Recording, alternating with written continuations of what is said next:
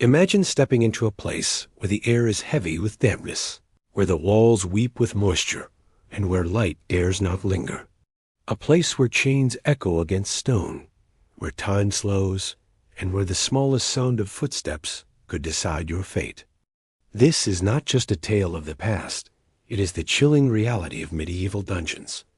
Places designed not only to confine, but to break the human spirit. Tonight, as you settle into the comfort of your bed, we'll journey together into the depths of these shadowed chambers, exploring what it was truly like to endure even a single day within them. And you might find yourself realizing that very few ever did. Before we descend into this world of stone and sorrow, take a moment to subscribe to History for Sleep. It helps us continue weaving these long, immersive stories meant to ease you into rest, while also feeding your curiosity for history. Let us know in the comments what time you listen, whether it's late at night when the world is quiet, or in the middle of the day when you just need a moment to drift away. Share also what parts of history fascinate you most, so we can bring those stories to life for you. Now, breathe deeply, let the modern world slip away, and prepare yourself for a slow, vivid walk through the darkness. As you listen, feel free to let go and rest. Because if you had lived centuries ago, in the age of the dungeon, sleep would not come so easily. It is in this contrast between your safe bed and the cruel shadows of the past that the story unfolds. The first moments of entering a medieval dungeon were often the most disorienting, the ones that stripped away the last fragments of hope. Imagine, if you will, a prisoner being led through the twisting stone corridors of a castle or fortress. At first, there might be the faint light of torches, casting wavering shadows along the walls. The air grows cooler with every step downward, and the familiar world of sunlight and fresh air seems to vanish behind you. The further one descended, the more the senses adjusted to gloom, and yet the body resisted, as though instinct knew that what lay ahead was unnatural for human survival. The descent itself was often long and slow, designed to separate the prisoner from any contact with the outside world. Many castles kept their dungeons in the lowest reaches, beneath layers of thick stone, meant to keep enemies out and prisoners in. Narrow staircases spiraled down into the earth, sometimes slick with moss or dripping water, and the sound of footsteps echoed endlessly in the confined spaces.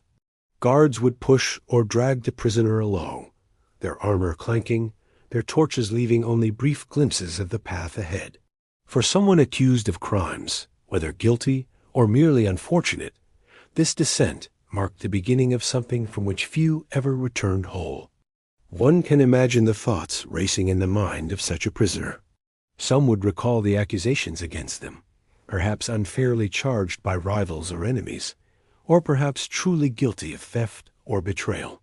Others might try desperately to cling to faith, whispering prayers under their breath, as though sacred words could shield them from what was to come. But hope thinned with every step downward. The weight of the stone above pressed down not only physically but emotionally, as though the earth itself were sealing the prisoner's fate. At the base of the descent, a heavy door of wood and iron often awaited. Such doors were constructed with bolts as thick as a man's wrist, reinforced with nails and bindings that looked immovable to anyone staring at them from inside. The door creaked open reluctantly, its sound hollow and dreadful in the silence. On the other side, the air grew different, colder, denser, filled with the scent of mildew and rot. Even before one could see the cell, the dungeon announced itself through its smell, a foul blend of damp stone, human waste, and neglect. The first glimpse inside was a shock to those accustomed to life above. Cells were not crafted for comfort, but for containment. Often they were carved directly from the rock, the walls uneven, the floors nothing more than dirt or rough stone. The ceilings hung low, pressing down like an oppressive weight. In wealthier castles, cells might have bars or gates of iron, but in poorer fortresses, crude wooden doors or even chains anchored to the wall sufficed. The idea was not to give prisoners space, but to confine them as tightly as possible, limiting their movement until their body and spirit grew numb.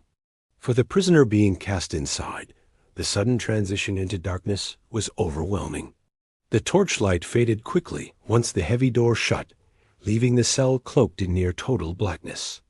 The only sounds were the echo of dripping water, the scurrying of unseen vermin, and the muffled footsteps of guards retreating back up the corridor. That first silence, broken only by unfamiliar noises, was enough to spark panic in the heart.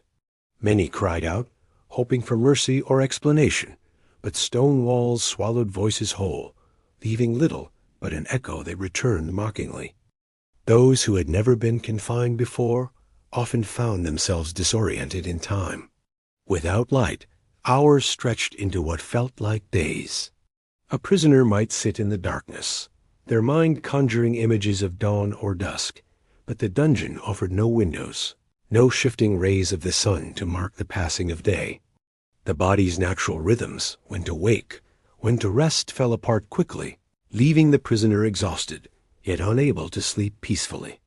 The dungeon stole not just freedom of movement, but freedom of time itself. For guards and wardens, the descent of a new prisoner was routine. To them, it was merely another body to be stored away, another burden to be kept until judgment, ransom, or death. Some guards treated their work with cold indifference, while others took cruel delight in the suffering of those they escorted. A shove here, a mocking word there, it was easy for those with power to abuse it in the shadowed halls, knowing few eyes from above ever looked down to see. For the prisoner, these first encounters with their keepers shaped the days ahead.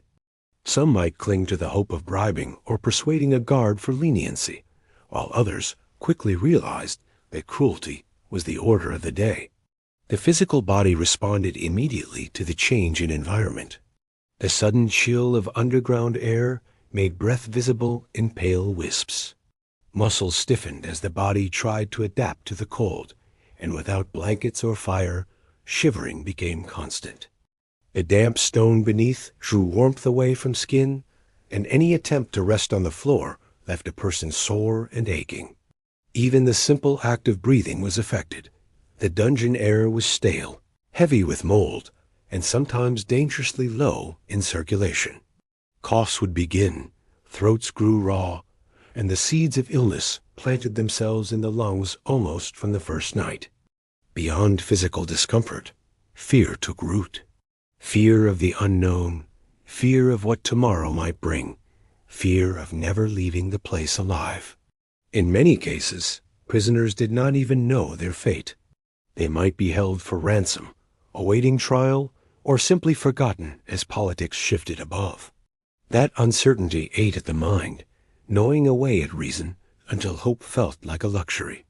For those first cast into the dungeon, this mental weight was as punishing as the shackles on their wrists. Some tried to resist despair by holding on to memories. They pictured fields, markets, or the faces of loved ones. They hummed songs or recited prayers. But even memory became fragile in the dark, as days blurred together. The dungeon was designed not only to punish the body, but to erode the soul. And the very first descent into it was like a ritual of surrender step by step, torchlight by torchlight, hope flickering lower with each turn of the stair. In these moments, one truth became clear to nearly every prisoner who passed through those doors. Survival was uncertain, but suffering was guaranteed. The dungeon was not a place for reform, nor even for fair justice. It was a place meant to break, to silence, and to erase. And the first descent into darkness was only the beginning of what promised to be an unrelenting ordeal. Once the prisoner had taken their first uncertain steps into the dungeon, the stone walls themselves became companions of a sort unyielding, uncaring, and ever-present. These walls were not merely part of the architecture. They were instruments of confinement. Their very texture and temperature reminded anyone inside that this place was meant to crush hope as much as it was to hold bodies. Cold, rough, and dripping with moisture, the walls of a medieval dungeon became an invisible enemy, leeching strength and spirit day after day. Imagine pressing your hand against such a wall. The stone is clammy, as if it has never once felt the warmth of the sun. In many dungeons, water seeped through cracks, collecting in beads that traced long lines downward before dripping into shallow puddles on the floor. The sound of this dripping became part of the dungeon's constant rhythm, a slow and relentless reminder of the dampness that seemed to soak into every corner. A prisoner might try to lean against the wall for support, only to find the chill radiating so strongly that it seeped through their clothing and left them shivering within moments. Even stone, something so solid and silent, became another torment. The walls did more than steal warmth, they stole space. Cells were often narrow, built without consideration for comfort. Some were scarcely wider than a man's outstretched arms, forcing prisoners to sit hunched or curled in awkward positions. Others had ceilings so low that standing upright was impossible. To be confined within such boundaries was to feel the weight of stone pressing in from every direction, a constant awareness that there was nowhere to go. The human body, meant for open fields, streets, and sunlight, was forced into unnatural stillness within walls that refused to yield. The atmosphere these walls created was more than physical. It was psychological. Darkness clung to the stones, and what little torchlight occasionally flickered down the corridor was quickly swallowed up by their rough surfaces. Shadows seemed to merge with the walls themselves, giving the impression that the dungeon had no end, that the walls stretched infinitely into gloom. A prisoner, left alone, might stare at them for hours, trying to make out shapes or patterns. But the walls gave nothing back. They were blank, indifferent, and utterly silent except for the sound of dripping water and the faint scurrying of unseen vermin. Moisture on the walls bred mold, and the air grew heavy with a damp, earthy scent that mixed with the stench of unwashed bodies and human waste. Breathing in such conditions was taxing, and prisoners often developed coughs that rattled in the silence. The walls, forever wet, were also breeding grounds for insects. Lice thrived in the cracks, fleas jumped from crevice to crevice, and spiders spun their webs undisturbed. To lean against the wall was to risk not only cold, but also the creeping crawl of pests that found nourishment in the decay. There was also the matter of sound. The walls carried echoes, amplifying the smallest noises into haunting reminders of confinement. A chain rattling in a distant cell might sound close at hand, while the drip of water seemed louder in the stillness than it truly was. Prisoners often reported hearing groans or whispers, though whether these were real or tricks of the mind was hard to say. The stone seemed to play with the senses, bouncing sound unpredictably, so that one could never quite be certain if another soul was nearby, or if the walls themselves were conjuring voices from the darkness. The temperature of the dungeon was another weapon. In winter, the walls grew so cold that frost formed in some corners, and prisoners huddled together for warmth if they were fortunate enough to share a cell. In summer, the air became thick and suffocating, the stone sweating moisture that clung to skin like a second unwanted garment. There was rarely ventilation, and so the walls trapped heat as much as they trapped cold, ensuring that discomfort was constant regardless of season. A prisoner's body never fully adjusted, leaving them weakened and vulnerable to illness. The psychological toll of being enclosed within stone grew heavier with each passing day. Humans are creatures of light and motion, and to be denied both is to invite despair. Some prisoners would scratch at the walls, marking the days in desperate attempts to retain a sense of time. Others would trace patterns with their fingers, trying to create meaning in the cracks and rough edges. A few, in moments of deep hopelessness, pounded their fists against the walls until their skin tore and blood smeared across the stone. The walls never answered back. They absorbed everything, the cries, the blows, the scratches, without change, as if mocking the prisoner's helplessness. The walls also became barriers to the outside world. In many castles, dungeons were built so deep that no sound of life above could reach them.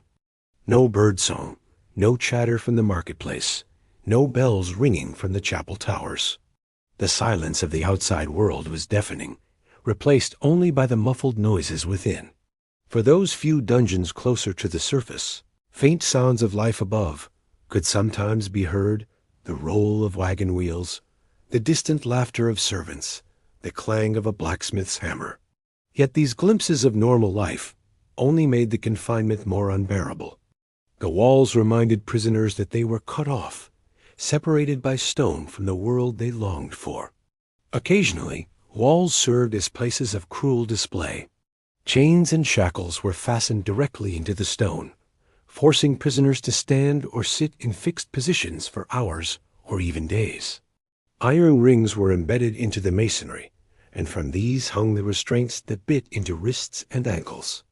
In such conditions, the wall was not merely a boundary, but an instrument of torture, holding the body in painful stillness. Muscles cramped, circulation faltered, and pain grew with each passing moment. For the prisoner, there was no escaping the wall. It held them in place as surely as it closed them in. And yet, in a strange way, prisoners sometimes formed a kind of relationship with these walls. Deprived of human contact, they spoke to them, whispering secrets or prayers. They pressed their ears against the stone, straining to hear movement beyond.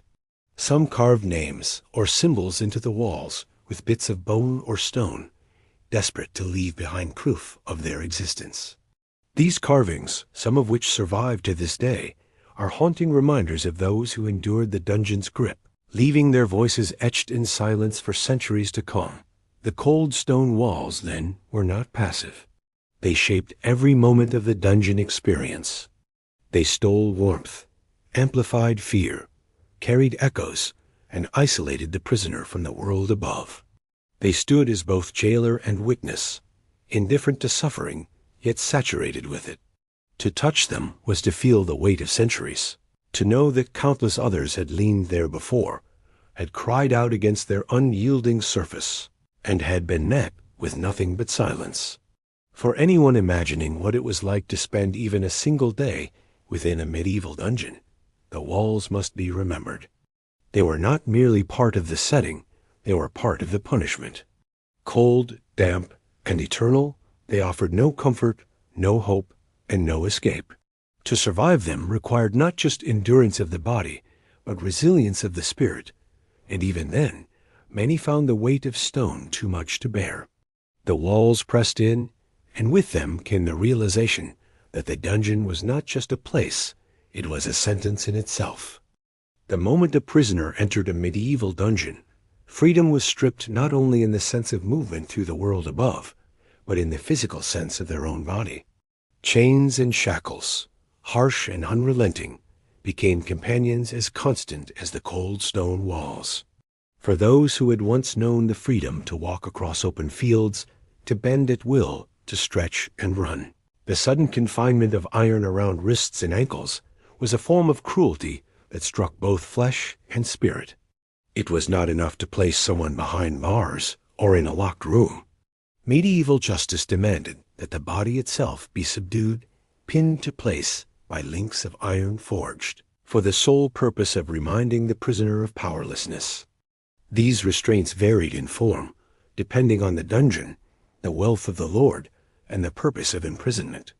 The simplest were chains hammered into the stone, with heavy iron rings clasped around a prisoner's ankles. Each movement pulled against the wall, a grating sound echoing in the cell, reminding the prisoner of captivity with every shift. Some chains were long enough to allow a few steps, but never more than a small circle of motion. Others were so short that the prisoner could not lie flat, but had to curl upon the ground, body contorted and aching after hours in the same position. Shackles, made of crude iron bands, were notorious for their rough edges. Rarely smooth or fitted, they bit into the skin, leaving raw marks that grew into sores after days of friction. A prisoner's wrists might bleed, the dried scabs broken anew each time they tugged at the restraints. Ankles swelled under the pressure, turning purple and sore, making even the act of shifting one's weight unbearable. Over time, Infections set in, festering wounds hidden beneath the grime of damp stone. The dungeon was no place for healing, and wounds from restraints often proved deadlier than the chains themselves. Some prisoners were forced into iron collars, fastened tightly around the neck, connected by chains to walls or even to the floor. These collars limited movement further still, keeping the prisoner bent in humiliating positions. A collar pressed against the throat, making it hard to swallow, and the constant pressure caused sores along the neck.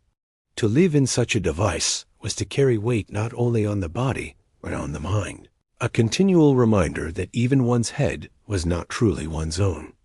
Every cough, every tilt of the chin was dictated by the chain's limit. In some of the darkest corners of medieval imprisonment, more elaborate restraints were employed. The stocks, familiar from public humiliation in town squares, sometimes found their place in dungeons as well. A prisoner's hands and head would be locked into wooden boards, keeping them frozen in place for hours, days, or longer. The immobility led to cramping and weakness, and in the damp dungeon air, the wood swelled and pressed tighter. Unlike in the public square, where onlookers might jeer or throw rotten food, in the dungeon stocks meant silent suffering, a prolonged stillness that slowly eroded the body's endurance. There were also manacles designed with cruelty in mind. Some were spiked on the inside, so that every twitch of movement dug metal into flesh. Others were designed to contort the body, forcing a prisoner to crouch in positions that twisted muscles and joints until pain became constant. These restraints were not just about keeping the body still, they were about breaking the spirit, reminding the captive that resistance brought only greater suffering. The sound of chains dragging across stone became the dungeon's music, a rhythm of despair that echoed endlessly through its halls. One might think that prisoners eventually grew used to their restraints, but the truth was harsher. The human body resists confinement. Muscles yearn to stretch, blood demands circulation, joints cry out for movement. With every hour bound in chains, the body stiffened, pain spread, and exhaustion deepened. Prisoners would sometimes shift repeatedly, pulling against their restraints in desperate attempts to find comfort. But each movement brought new cuts, new bruises, and the same result. The iron held fast, indifferent to their struggle. The futility of resistance was perhaps the greatest torment of all. Beyond the physical, the restraints carried a heavy symbolism. To be chained was to be marked as powerless, to be stripped not only of freedom but of dignity. Medieval society placed great emphasis on hierarchy and honor, and for many, the experience of being bound like an animal was more humiliating than the dungeon itself. Nobles, if unlucky enough to be confined, might be spared the harshest chains in exchange for ransom, but common folk rarely found such mercy. For them, shackles were the equalizer, the great leveler of status. Once inside, everyone rattled the same chains. The sound of chains was not easily ignored. In the silence of the dungeon, even the faintest movement produced a clank that carried along the stone corridors. Guards knew exactly where prisoners were, listening for the metallic echoes that betrayed motion. For the prisoners themselves, the sound was constant, a cruel reminder of captivity. Some found themselves unconsciously tugging or tapping their restraints, as if testing them again and again, despite knowing they would not give way. Others hated the sound so deeply that they tried not to move at all, sitting in painful stillness just to silence the chains, only to pay the price in muscle cramps and growing agony. At night, when exhaustion overcame the prisoner, the restraints grew even more unbearable. To sleep while shackled was a struggle, every angle of the body dictated by the shortness of the chain. Ankles and wrists throbbed, iron pressing into bone. Dreams, if they came, were broken by sudden jerks awake, the realization of captivity crashing down anew. Some prisoners whispered that their chains were alive, that they tightened while they slept, growing heavier in the dark. In truth, it was the mind grappling with the endless pressure of iron, weaving it into nightmares that haunted rest as much as waking life. Not all chains were intended to last forever. Some were tightened or loosened, depending on a prisoner's behavior or the whims of the guard. A bribe might loosen a shackle, while defiance might mean an added collar or shortened chain. The restraints themselves became tools of control, adjusted to punish or reward. Prisoners lived under the constant knowledge that their degree of suffering was not fixed, but determined by the moods of those in charge. To live under iron was one thing. To know that it could be made worse at any moment was another cruelty altogether. Even after release, if it ever came, chains left their mark. Scars around wrists and ankles remained, visible reminders of time spent in captivity. Some carried permanent damaged nerves, injured by constant pressure, joints weakened by immobility, backs bent from crouching positions. The body bore witness long after the dungeon was left behind, ensuring that the memory of shackles lingered as deeply as the memory of darkness. But for many, there was no release. The chains were not just temporary restraints. They were the lasting companions of those who perished in the dungeon. Skeletons unearthed centuries later still bore iron bands around their limbs, the metal rusted but unmistakable. In these remains, one sees the stark truth that for countless prisoners, the chains were not merely part of the dungeon experience. They were the dungeon itself. A man or woman bound to stone by iron did not simply inhabit a cell. They became part of it, their bodies fused into the architecture by the weight of restraint. In this way, chains, shackles, and collars did more than hold prisoners still. They told a story of power, of a world where justice was often cruelty, where silence was enforced by iron, and where freedom was stolen not only by walls, but by the very links that bound flesh to stone. To imagine lasting even a single day under such conditions is to imagine enduring not just the cold of the dungeon, but the constant bite of iron, a reminder, every moment, that the dungeon was not meant for living, but for breaking. Long before the eyes adjusted to the darkness of a medieval dungeon, the nose had already delivered its grim report. The air inside these underground chambers carried with it a stench that clung to everything, an odor so heavy that prisoners often described it as though it pressed into their very lungs. To step into a dungeon was to step into a world defined by smell, foul, unrelenting, and unforgettable. The scent of despair was not metaphorical. It was literal, a mixture of all that rotted, all that suffered, and all that was forgotten beneath the ground. At the heart of the dungeon's odor was the absence of cleanliness. There were no proper drains, no systems of sanitation, no daily sweepings to remove filth. Waste was left where it fell, whether in corners of cells or in buckets that were emptied irregularly, if at all. The stench of human excrement mingled with that of stale urine, a sourness that never faded, only deepened with time. Guards who ventured below often covered their faces with cloths or carried herbs to mask the smell. But for prisoners, there was no escape. They lived in it, ate in it, and slept in it, their bodies becoming soaked in the odor until it became part of their skin. The smell of decay was another layer. Not every prisoner survived long, and bodies sometimes lay for days before removal. Death in the dungeon was not rare. Starvation, illness, or torture claimed lives, and the stench of decomposing flesh was unmistakable. The walls and floor absorbed the scent, and even after a body was carried out, the smell lingered, seeping into the air for weeks. Rats gnawed at remains, leaving behind scraps that festered further, adding to the morbid mixture. To inhale the dungeon air was to breathe in the presence of death itself. Moisture made the smell worse. The damp, stagnant air meant that odors never dispersed. Instead, they thickened, clinging to every surface and hanging heavy in the atmosphere. Mold thrived in this environment, growing in patches along the walls and releasing its earthy, musty scent into the mix. For prisoners, the smell of mold became as familiar as the taste of bread, though far less welcome. It settled into clothes, into hair, into the very fibers of what little fabric they had. Breathing in mold spores weakened lungs, causing coughing fits that echoed down the corridors, each breath pulling more of the foul air inside. Then there were the animals. Dungeons teemed with vermin rats, mice, lice, and fleas. The smell of rats was distinctive, a musky odor that mingled with the sharper scent of droppings scattered along the floors. Fleas carried disease, spreading illness among prisoners, already weakened by hunger and cold. The very smell of vermin was a reminder that life within the dungeon was shared with creatures who thrived on filth and decay, who dined on crumbs, waste, and sometimes on the prisoners themselves.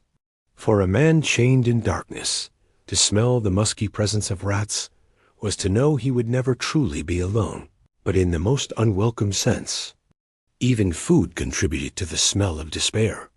Meals, when they came, were often bowls of thin gruel, coarse bread, or scraps of spoiled meat. The gruel, made of grains boiled in water, quickly soured in the stagnant air, leaving behind a rancid scent. Bread grew moldy before it was eaten, and meat, if it was ever provided, carried the unmistakable odor of rot. The act of eating became another assault on the senses, as prisoners lifted to their mouths what smelled only of decay. To refuse food was to starve. To eat it was to swallow sickness. Either way, the smell of rations lingered in the cell, mingling with the dungeon's stew of foulness. The odor was more than unpleasant, it was overwhelming. To breathe in such air day after day wore down not just the lungs but the spirit. A prisoner might begin to gag at the stench in the first days, only for their body to dull to it over time. Yet dulling was not relief, it was surrender. When the smell of filth and death became normal, it meant the prisoner had accepted the dungeon as their world. Some whispered that the smell was the true jailer, a constant reminder of where they were and what they had become. To live in such an atmosphere was to live in despair itself, inhaled with every breath. For guards, the smell reinforced their sense of superiority. They could leave the dungeon, wash their hands, breathe fresh air, and return to their homes above.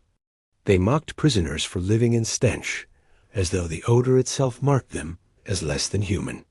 Some guards would even use the smell as a form of cruelty, leaving buckets unemptied longer than usual, tossing spoiled food into cells, or laughing as rats carried scraps from one corner to another.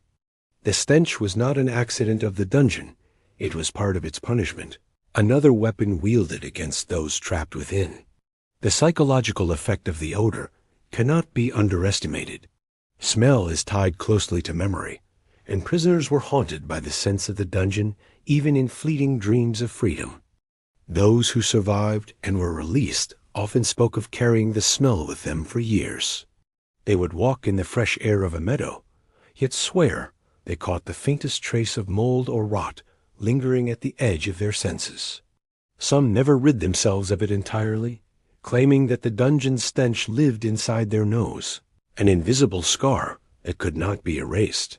For those inside, the smell blurred the boundary between body and place. Clothes soaked in waste and mold became indistinguishable from the prisoner's skin. Hair held the stink of rot. Even breath carried it, so that to speak aloud was to exhale the odor of captivity. Prisoners often described feeling as though they themselves were rotting, their bodies merging with the foulness around them. The smell became not just the air they breathed, but the identity they were forced to wear. And yet, in the midst of all this, there were those who tried to resist despair through scent. Some prisoners clutched sprigs of herbs if they were lucky enough to smuggle them in, holding them close to the nose as a shield against the surrounding odor. Others closed their eyes and tried to remember the smells of the outside world, the sweetness of bread, fresh from the oven, the sharpness of pine trees in the forest, the salt of the sea carried by wind. These memories became fragile refuges, scents imagined so vividly that they almost overpowered the dungeon's reality. But the relief was always temporary. The foulness remained, heavy and permanent, pulling the mind back into darkness. The smell of despair was perhaps the most honest part of the dungeon. The walls could hide their history. The chains could disguise their cruelty under the pretense of order, but the air told the truth. It told of neglect, of suffering, of death and decay. It seeped into everything and everyone, leaving no prisoner untouched. It was the scent of humanity reduced to its lowest state, of a world without mercy, of bodies broken and forgotten. And it was unrelenting, a constant reminder that the dungeon was not just a place of stone and iron, it was a place of rot. To imagine spending even a single day in a medieval dungeon is to imagine breathing despair with every inhale, to have no escape from the odor that marked captivity. The smell did not fade with time.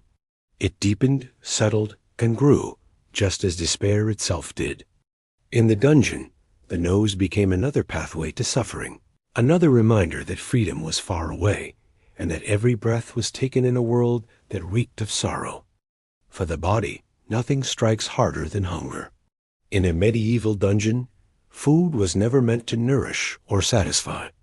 It was meant to barely sustain, to keep a prisoner alive just enough to prolong suffering. The rations were sparse, tasteless, and often foul, and they became a daily reminder of how little control the prisoner had over their own survival. Hunger gnawed not only at the belly, but at the mind, reshaping thoughts, twisting emotions, and eroding strength day after day. Meals, if they could be called that, arrived irregularly. Some dungeons provided food once a day, others less frequently, depending on the diligence or cruelty of the guards. There was no fixed hour, no predictable rhythm. Prisoners could not count on the sound of footsteps approaching at the same time each day.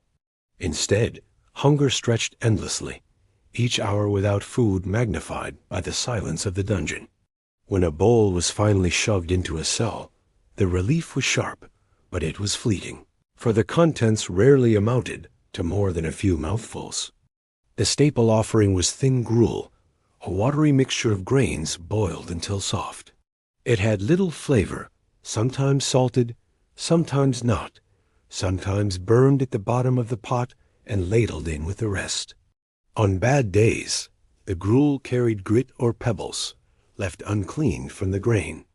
On worse days, it soured before it reached the prisoners, smelling faintly rancid, yet still consumed, for the alternative was starvation. Some dungeons provided bread, but rarely fresh. It was coarse, dense, and often moldy.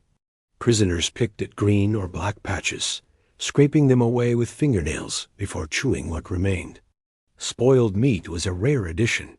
It stench enough to turn the stomach, but even this was eaten, for hunger left no space for pride. Portion sizes were deliberately meager. A crust of bread here, a ladle of gruel there, sometimes a single onion or a handful of beans. It was never enough to fill the stomach, only enough to keep the body alive for another day. Hunger never left. It was constant, gnawing, sharpening every sense toward the absence of food. Prisoners dreamed of banquets, of kitchens, of the smell of roasting meat or the sweetness of ripe fruit. Yet when they woke, it was always to the same emptiness, the same bowl scraped clean long before the next ration came. The lack of nourishment weakened the body quickly. Muscles wasted away, leaving prisoners thin and frail. Skin grew pale, stretched over sharp bones. Teeth loosened, hair fell out, and wounds refused to heal. Starvation slowed every part of the body, making movement heavy, thought sluggish, and sleep restless. Even breathing felt more difficult as energy dwindled. Some prisoners grew so weak they could not lift their own bowls when food arrived, relying on others, if they were fortunate enough to share a cell, to spoon meager portions into their mouths. Hunger also sharpened cruelty. In cells with multiple prisoners, food became both lifeline and weapon. Stronger prisoners stole from weaker ones, hoarding crusts of bread or bowls of gruel. Guards sometimes encouraged this, tossing food into cells and watching the desperate scramble that followed as men fought over scraps like animals. The sound of scuffling, the cries of the beaten, the crunch of bread stolen from trembling fingers, all became part of the daily ritual. Starvation stripped away the thin veneer of civility, revealing the primal desperation beneath. In the dungeon, hunger was not shared equally. It became another way to divide, control, and punish. Even when not fighting for food, prisoners thought endlessly about it. Hunger consumed the mind, filling thoughts with memories of feasts or even the simplest meals of the outside world. Farmers remembered harvest fields, bakers dreamed of ovens, soldiers longed for campfire stews. The mind replayed these images over and over until the fantasies became torture in themselves. Some whispered recipes in the dark, reciting them as prayers, holding on to the rhythm of chopping, stirring, baking, as though memory could feed them. But no memory, however vivid, could still the gnawing emptiness of the belly. Water, too, was unreliable. While food was scarce, water was often fouled, drawn from stagnant sources or carried in unwashed buckets. It smelled of rust or mold, sometimes thick with floating debris. Thirst was a torment nearly as sharp as hunger, and prisoners drank even when the water sickened them. Diarrhea and stomach pains followed, but what choice was there? Without water, the body weakened even faster, and so even foul liquid became a necessity. In this way, sustenance itself became part of the suffering. Food and drink kept prisoners alive but never well. Some dungeons used food as a deliberate tool of punishment. Guards withheld rations for disobedience, or reduced portions as a way of breaking resistance. Starving prisoners became pliable, their willpower eroded by weakness. A whispered promise of an extra crust could buy silence, cooperation, or betrayal. The dungeon did not need chains alone to control. Hunger was a shackle of its own, invisible, but every bit as binding as iron. For those who spent weeks or months in such conditions, starvation changed identity.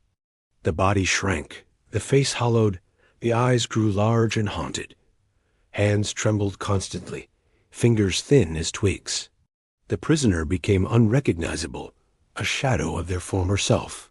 And even if they survived and were freed, the memory of hunger stayed.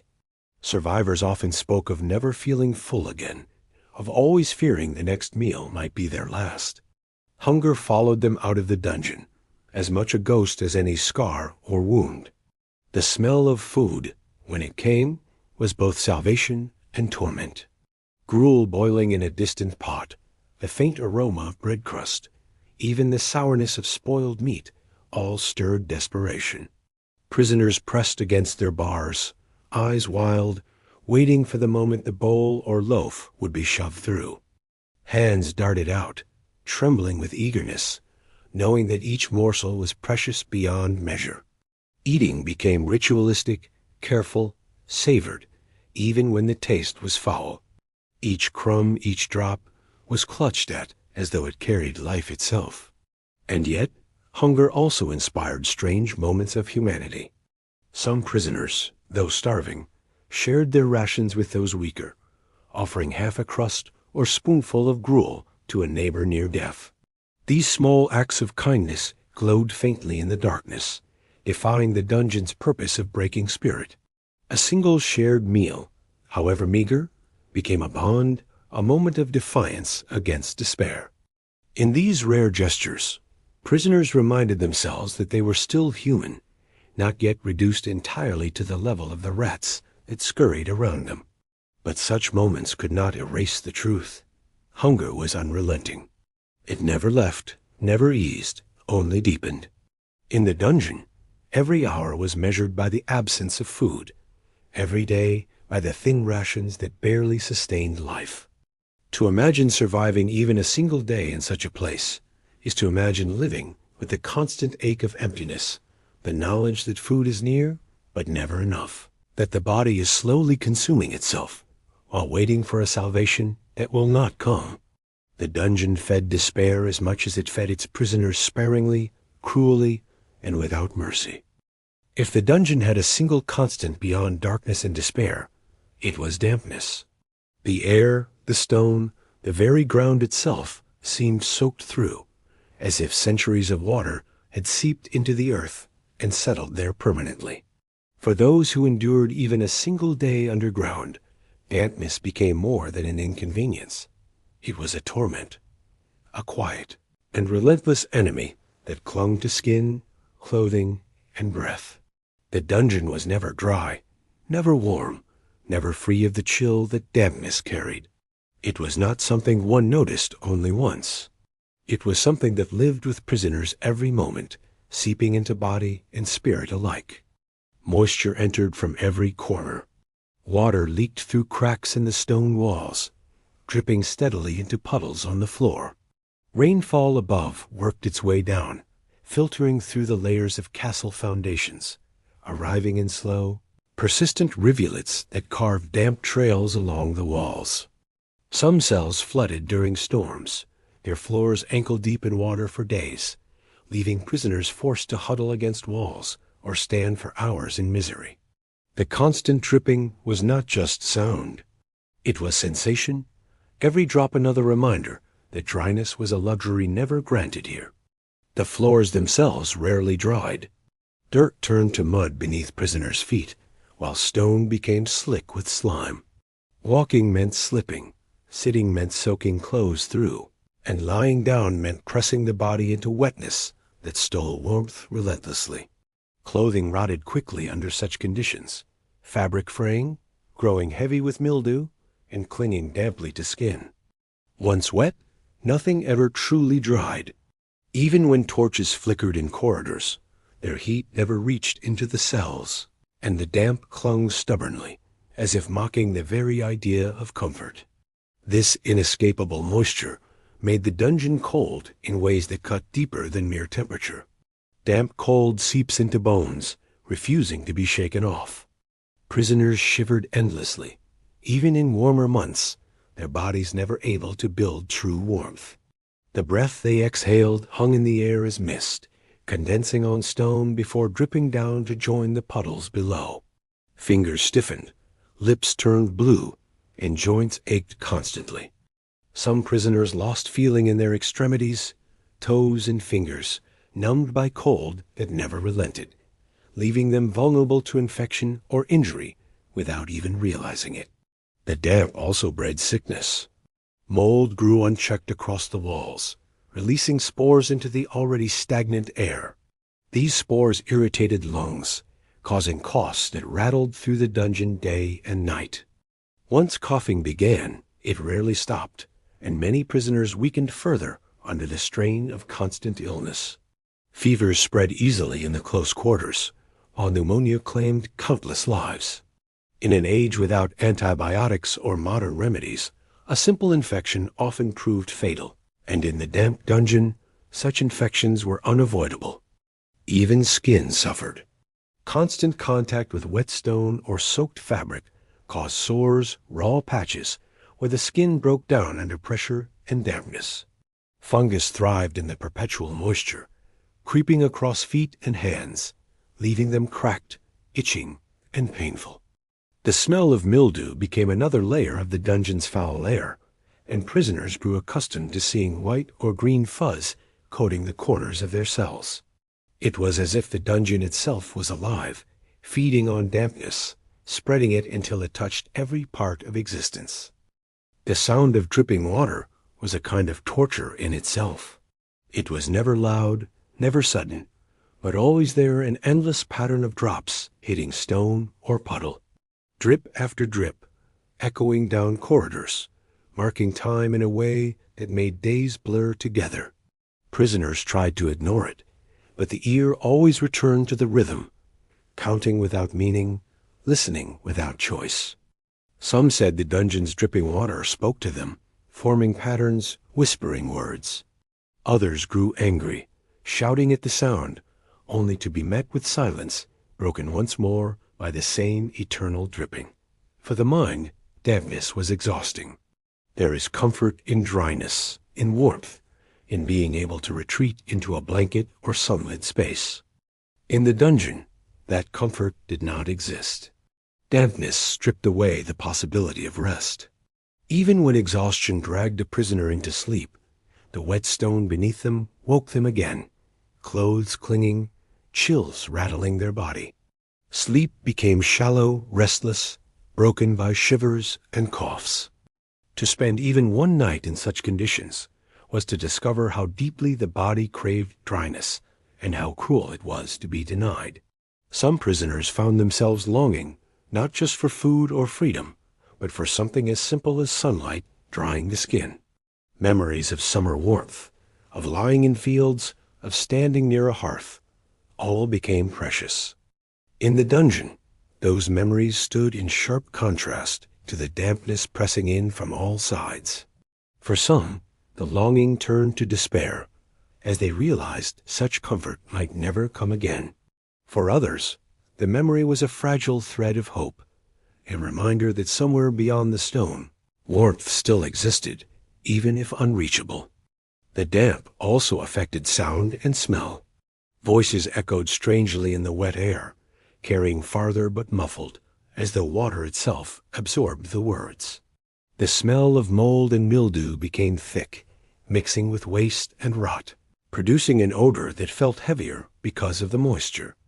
Even torches sputtered in the damp, their flames flickering uncertainly, sometimes dying altogether when moisture grew too heavy. Darkness and dampness often arrived together, leaving prisoners in blackness that smelled of rot and felt of endless chill.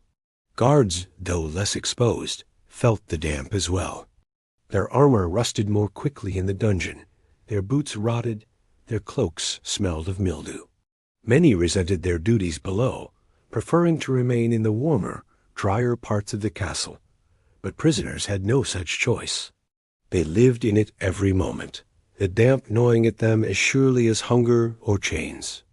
Some guards even used water deliberately, as punishment, dousing prisoners or leaving them in flooded cells to increase their misery. In such moments, the damp became weapon as much as condition, another cruelty added to the dungeon's arsenal.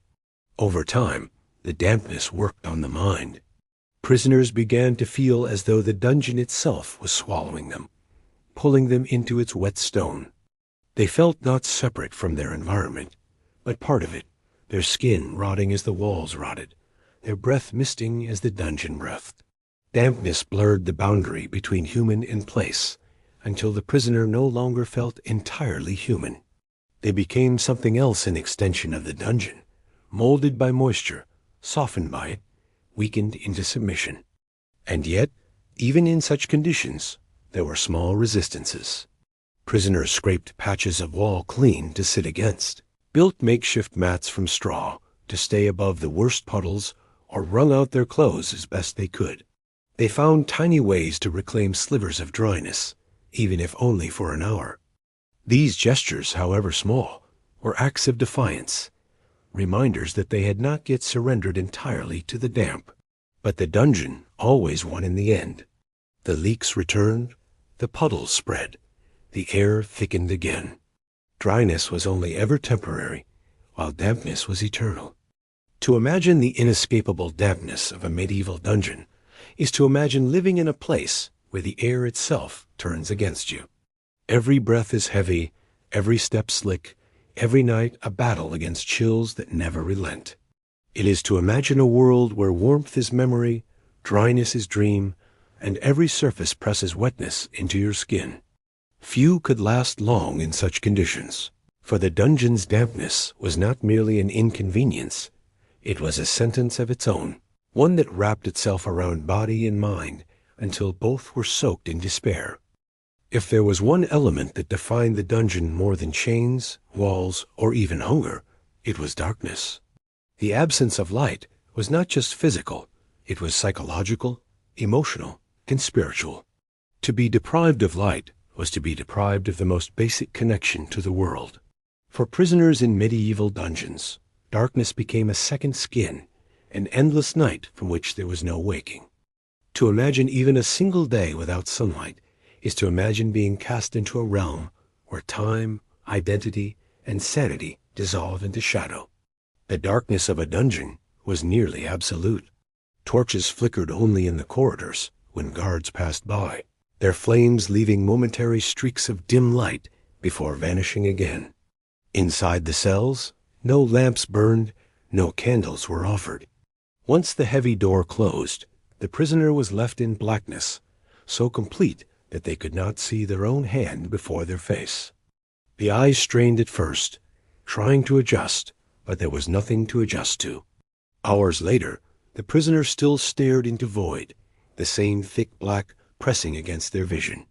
The dungeon was not merely dark, it was sightless. This absence of light twisted the sense of time. Humans measure days by the movement of the sun, by the slow change of morning to afternoon to evening.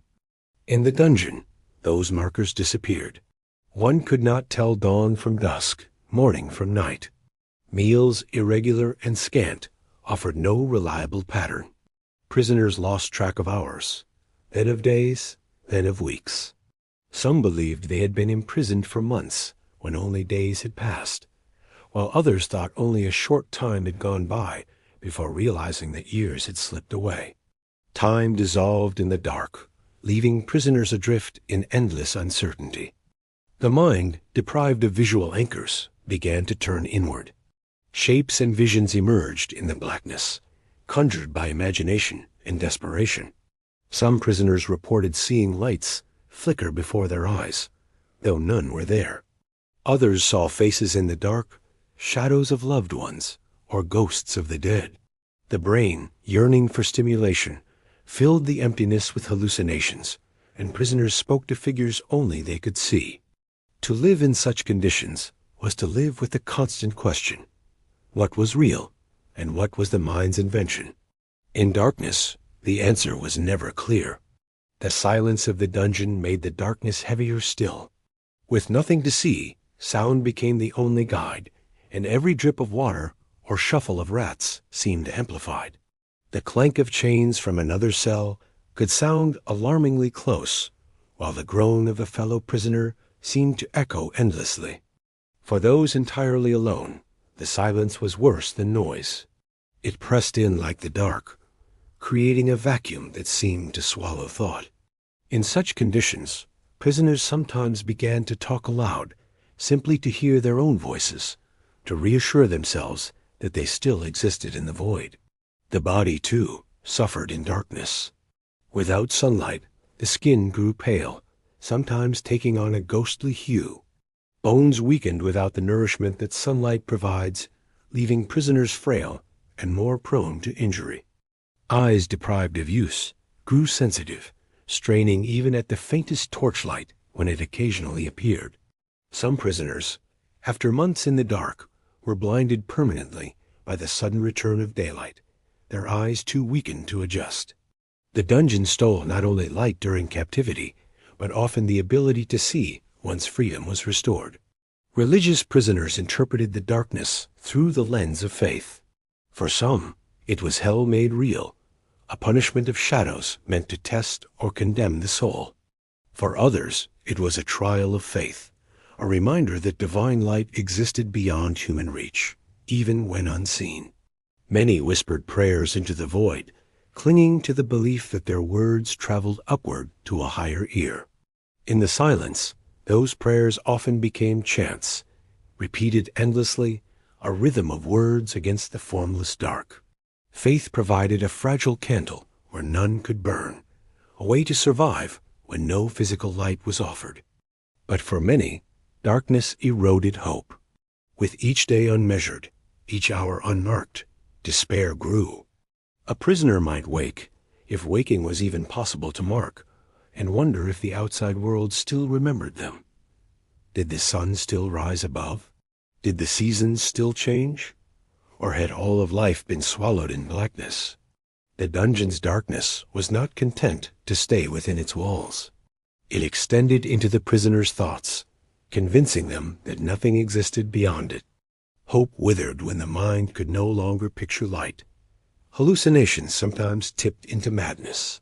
Deprived of sensory balance, the brain spun out of control. Prisoners screamed at shadows that were not there, fought phantoms with chained hands, or whispered to voices only they could hear. In some dungeons, the cries of the mad mingled with the silence, a chilling reminder to others of what awaited them if they lingered too long in shadow. Madness became another inmate of the dungeon, pacing unseen corridors, waiting to settle in the mind of anyone too long deprived of light. The guards understood the power of darkness. They used it deliberately, confining prisoners in the deepest, lightless cells as punishment. Some were left alone in solitary blackness for days, emerging broken, unable to stand or speak coherently. The threat of such confinement hung over prisoners like another chain, and many complied with demands simply to avoid being cast into deeper dark. The dungeon did not need whips or blades to torture. It needed only to close a door and let blackness do its work. Yet, within this oppressive void, the human mind sometimes found strange resilience. Some prisoners clung to memory, conjuring vivid images of light. They imagined the flicker of a hearth fire, the glow of candles in a chapel, the radiance of sunlight streaming through leaves. These mental visions became a refuge, a way of carrying light within when none existed without. Prisoners recited stories aloud, repeating tales they remembered, filling the darkness with the light of imagination. In this way, even when the dungeon tried to erase identity, memory kept a faint spark alive. Darkness also forged bonds among those who shared it. In multi-prisoner cells, voices became substitutes for faces. People who never saw one another learned each other's stories, reciting pasts and dreams into the void. Friendships formed without sight, built only on sound. In such moments, the darkness that was meant to isolate instead connected, binding prisoners together in shared struggle. But these were fragile lights, easily extinguished by despair or death, leaving survivors once again alone with shadow. For those who survived release, the memory of dungeon darkness lingered long after freedom. Some were terrified of shadows, unable to sit in unlit rooms. Others became obsessed with candles, torches, and sunlight, surrounding themselves with flame as though to drive away ghosts. And many spoke of the silence, the endless silence that accompanied the dark, following them into sleep for years after. The dungeon's darkness did not end with the opening of a door. It followed, invisible and unrelenting, into the rest of life. To imagine lasting even a single day in such blackness is to imagine losing not only sight but self. It is to live without morning or evening, without time, without proof of the world beyond. The dungeon's darkness was not an absence, but a presence, a weight that pressed into the mind until it reshaped thought itself. Few things break the human spirit as effectively as darkness. In the dungeon, it was not just the background of suffering, it was its essence, the shadow into which all other torments dissolved. If hunger and dampness gnawed at the prisoner's strength, vermin gnawed at everything else, at food, at clothing, at flesh, and at sanity. No dungeon was without them. Rats, mice, lice, fleas, and other creeping things filled the underground halls, thriving where humans suffered. For the prisoner who found themselves chained in such a place, vermin were not occasional nuisances, but constant companions. They were there in the dark, in the silence, in the very fabric of daily life, reminders that the dungeon belonged not to man, but to creatures who lived on decay. Rats were the most visible. Big, bold, and fearless, they scurried across the floors, their claws scratching faintly against the stone.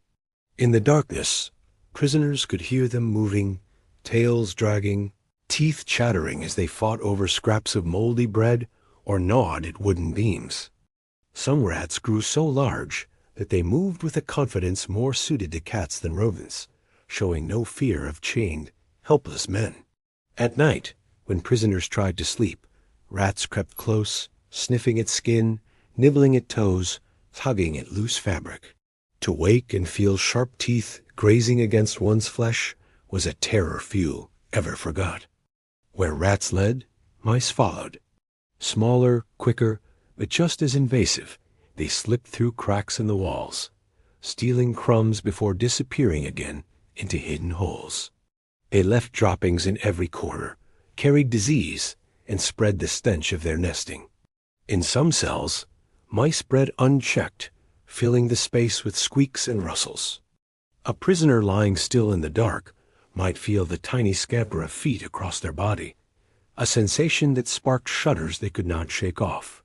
With chains keeping them still, swatting the pests away was nearly impossible, leaving them to endure the crawling presence in silence. Then there were the insects. Fleas thrived on the filthy straw that sometimes covered the floors. They leapt onto ankles and legs, biting relentlessly, leaving red, itching welts. Lice infested hair and clothing, their constant biting driving prisoners to scratch until their skin broke. Wounds from such scratching often grew infected in the damp conditions, festering painfully. Bedbugs, too, appeared in the straw, feasting on blood while prisoners slept fitfully. Their bites and other irritation added to the endless misery. The body became battlefield and banquet alike, offered to creatures that never relented. The smell of vermin was unmistakable. Rats carried a musky odor that mingled with the dungeon's other stenches, while insect nests added their own sour tang. The combination filled the air, so that even when vermin were not seen or felt, they were always known. To breathe was to inhale their presence, to taste the life of creatures that lived alongside and upon the prisoners themselves. In time, the line between human and vermin blurred. The dungeon reduced both to survivors in the same dark, feeding on scraps, battling for space. Disease followed closely. Rats carried fleas, and fleas carried plague. Though not every dungeon suffered outbreaks, the risk was constant. Illness swept through crowded cells with ease, spread by lice or spoiled food gnawed by rats. A cough from one prisoner soon became a cough from many. Fevers raged unchecked, and bodies weakened by hunger and dampness had little defense.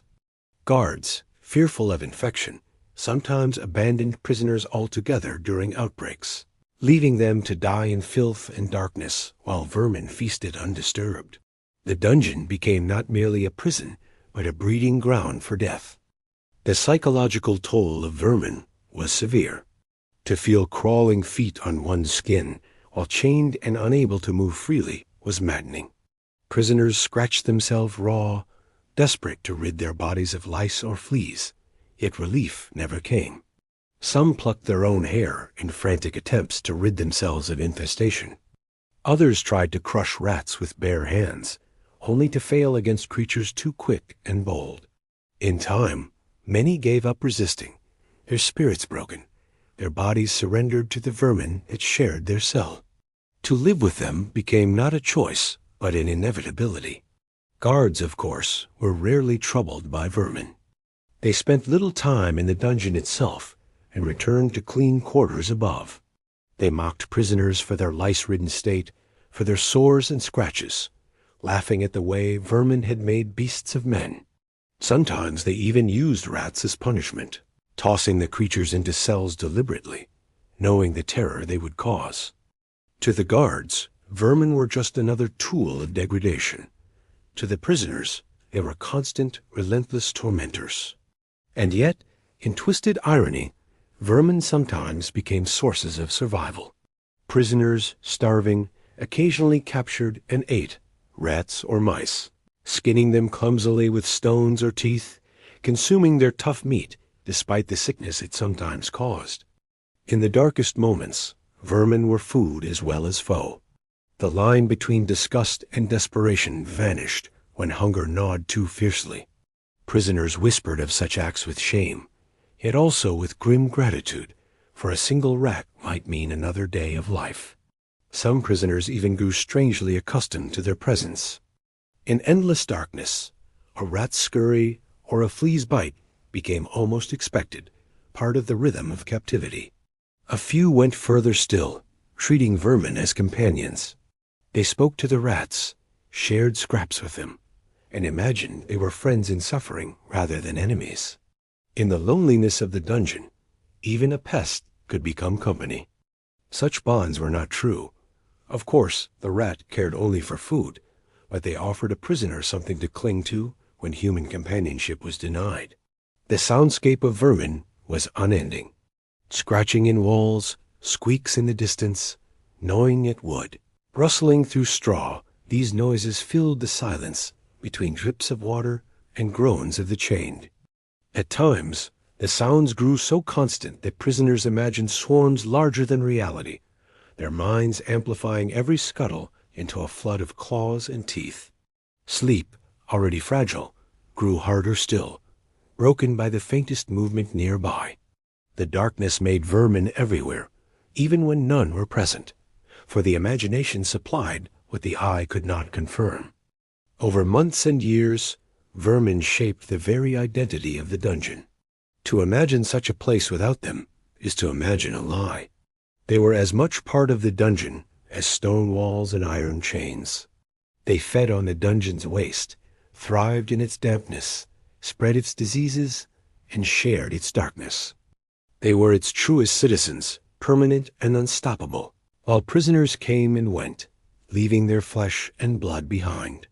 Vermin outlasted the men who cursed them, inheriting the dungeon as surely as ivy inherited the walls above. To picture spending even one day in such company is to imagine more than discomfort. It is to imagine lying still while sharp teeth nip at your skin, while fleas bite at your ankles, while lice crawl in your hair.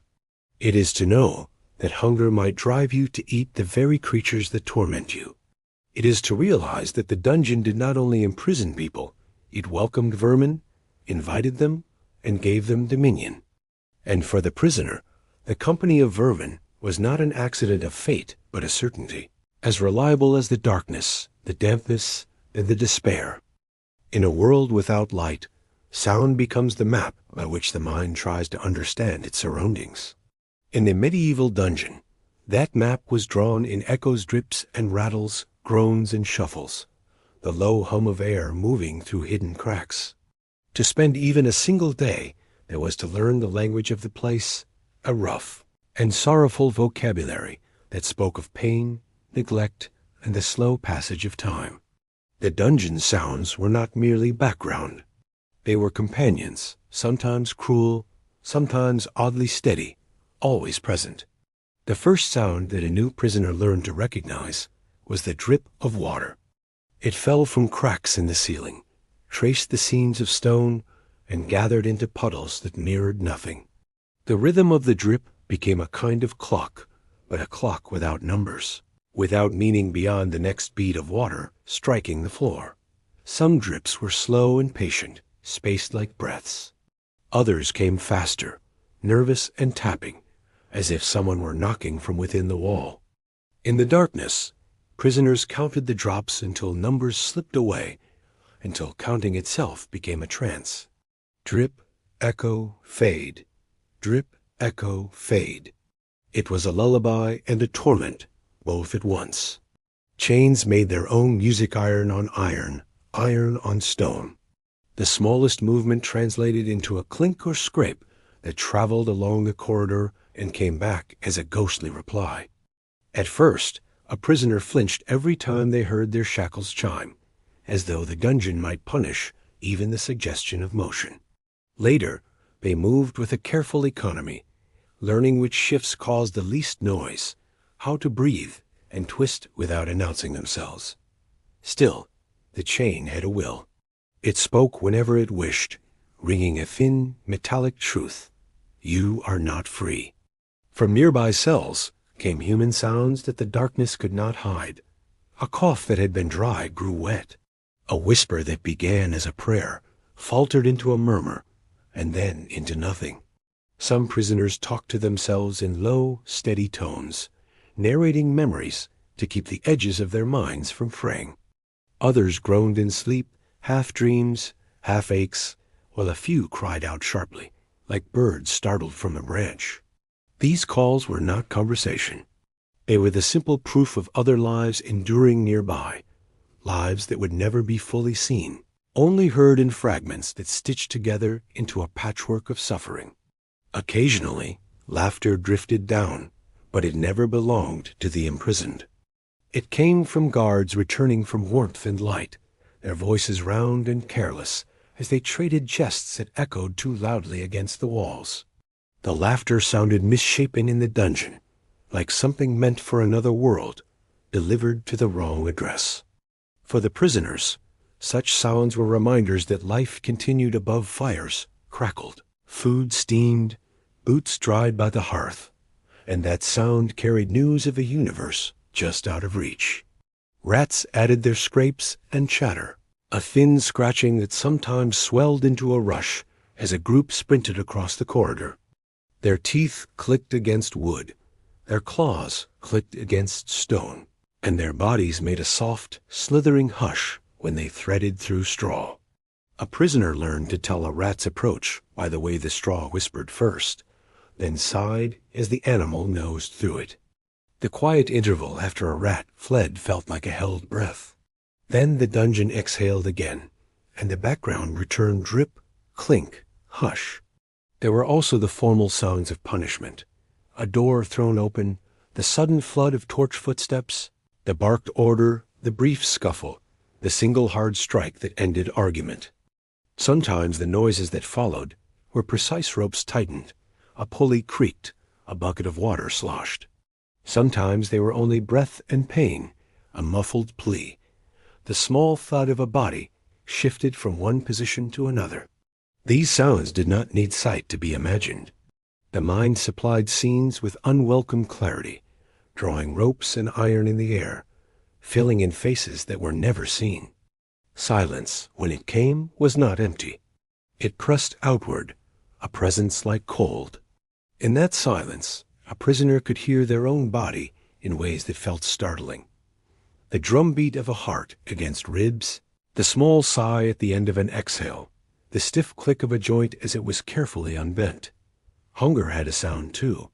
It spoke from the stomach in hollow murmurs that seemed louder against the stone. The body's language grew as familiar as any neighbor's voice. It said, "I am here." It said, "I am tired." It said, "I am still fighting." Sometimes the dungeon found a rhythm. A guard's patrol fell into a pattern, the same scrape of a boot at the stair, the same cough at the corner, the same jingle of keys at the same junction. Prisoners came to anticipate these sequences, measuring the passing of their shapeless hours by the repeatable. When a pattern broke, fear prickled. Was the change harmless, a different guard, a different route? Or did it mean trouble, a search, a punishment, a new arrival whose cries would soon thread into the corridor's fabric? New arrivals announced themselves, in sound before anything else. There was the heavy drag of multiple feet and the angry rattle of equipment. There were the low, bitter commands of men doing a task they disliked. And then there was the prisoner's voice, different each time, a shout, a protest, a plea, a vow of innocence, a whispered prayer, sometimes a stunned silence. After the door slammed and the feet retreated, there was almost always a long quiet. And then the new voice began to test the darkness, to ask if anyone was near, to call a name that no one recognized, to cry in a way that softened into a kind of breathing that meant surrender to the night. Storms above wrote themselves into the dungeon score. Rain became 100,000 drumbeats on stone, muttered through cracks as a low surrounding static. Thunder rolled down stairwells like a barrel, distant but overwhelming, and even men who had not prayed in years found themselves whispering to weather they could not see. Wind moaned at seams in the masonry, a tone at once mournful and soothing, like a choir from a chapel 2 villages away. In these moments, the dungeon felt porous. The outer world sang through it, reminding all below that a sky still existed, however far. The ritual of ration delivery carried its own signals. A clatter that started nearly inaudible pot, ladle, pail grew louder cell by cell. A key scratched, a hinge complained, a bowl slid, a brief exchange. Eat, please.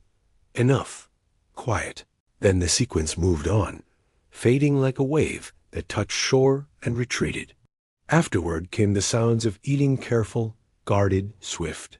Spoons scraped bowls. Bread cracked. Teeth worked at something too hard. Then the small, reluctant chorus of swallowing and the coughs that followed, and again the drip took over. For some prisoners, sound became survival. They counted steps, memorized echoes, learned the timbre of each guard's voice, cataloged the intervals between patrols, and mapped the corridor by the way their chain's echo returned from left to right. They knew when the stairwell amplified a whisper and when a corner swallowed it. They waited for a moment when one set of footsteps covered another, using this cover to shift a straw mat, to slide a hidden pebble, to pass a message that sounded like a cough. In a place where light refused to assist, sound was the last tool, small but real. Others retreated into sound as consolation. They hummed to themselves tuneless at first, then gradually finding a thread from a childhood hymn, a tavern chorus, a lullaby, once sung by a parent. Humming filled the air close to the skin, a private warmth. Sometimes one voice gathered another, and then a third, and soon a low harmony vibrated through the corridor, not enough to provoke a guard, but enough to say, "We remain." When the humming ceased, the silence that followed felt gentler, as if the dungeon itself had been reminded to soften for a minute.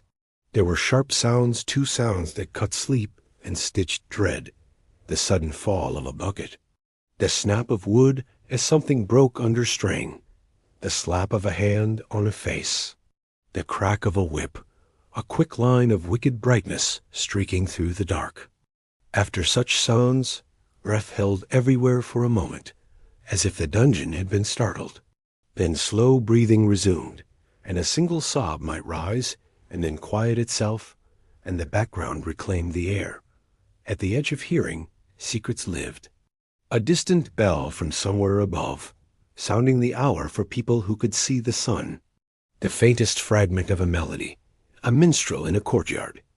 The clop of hooves on stone streets, a cadence that spoke of commerce and errands, of lives that started and ended in daylight. These faraway sounds floated through the dungeon like messages in bottles, impossible to read, but proof that they had been sent. For some, this proof was cruel. For others, it was hope distilled into vibration, a reminder that the world went on and might yet include them again. Night and day were indistinguishable below, but there were cycles still. Near what must have been midnight, everything grew quieter except the drip and the small creature sounds. At what must have been morning, a stir moved along the corridor, not light, but attention, as if the castle above had risen and by rising tugged slightly at the strings that reached down into the earth. In these rhythms, prisoners constructed a kind of calendar, a poor one, but enough to keep certain parts of the mind from thawing apart. And when sleep finally came, it arrived on sound's gentle back.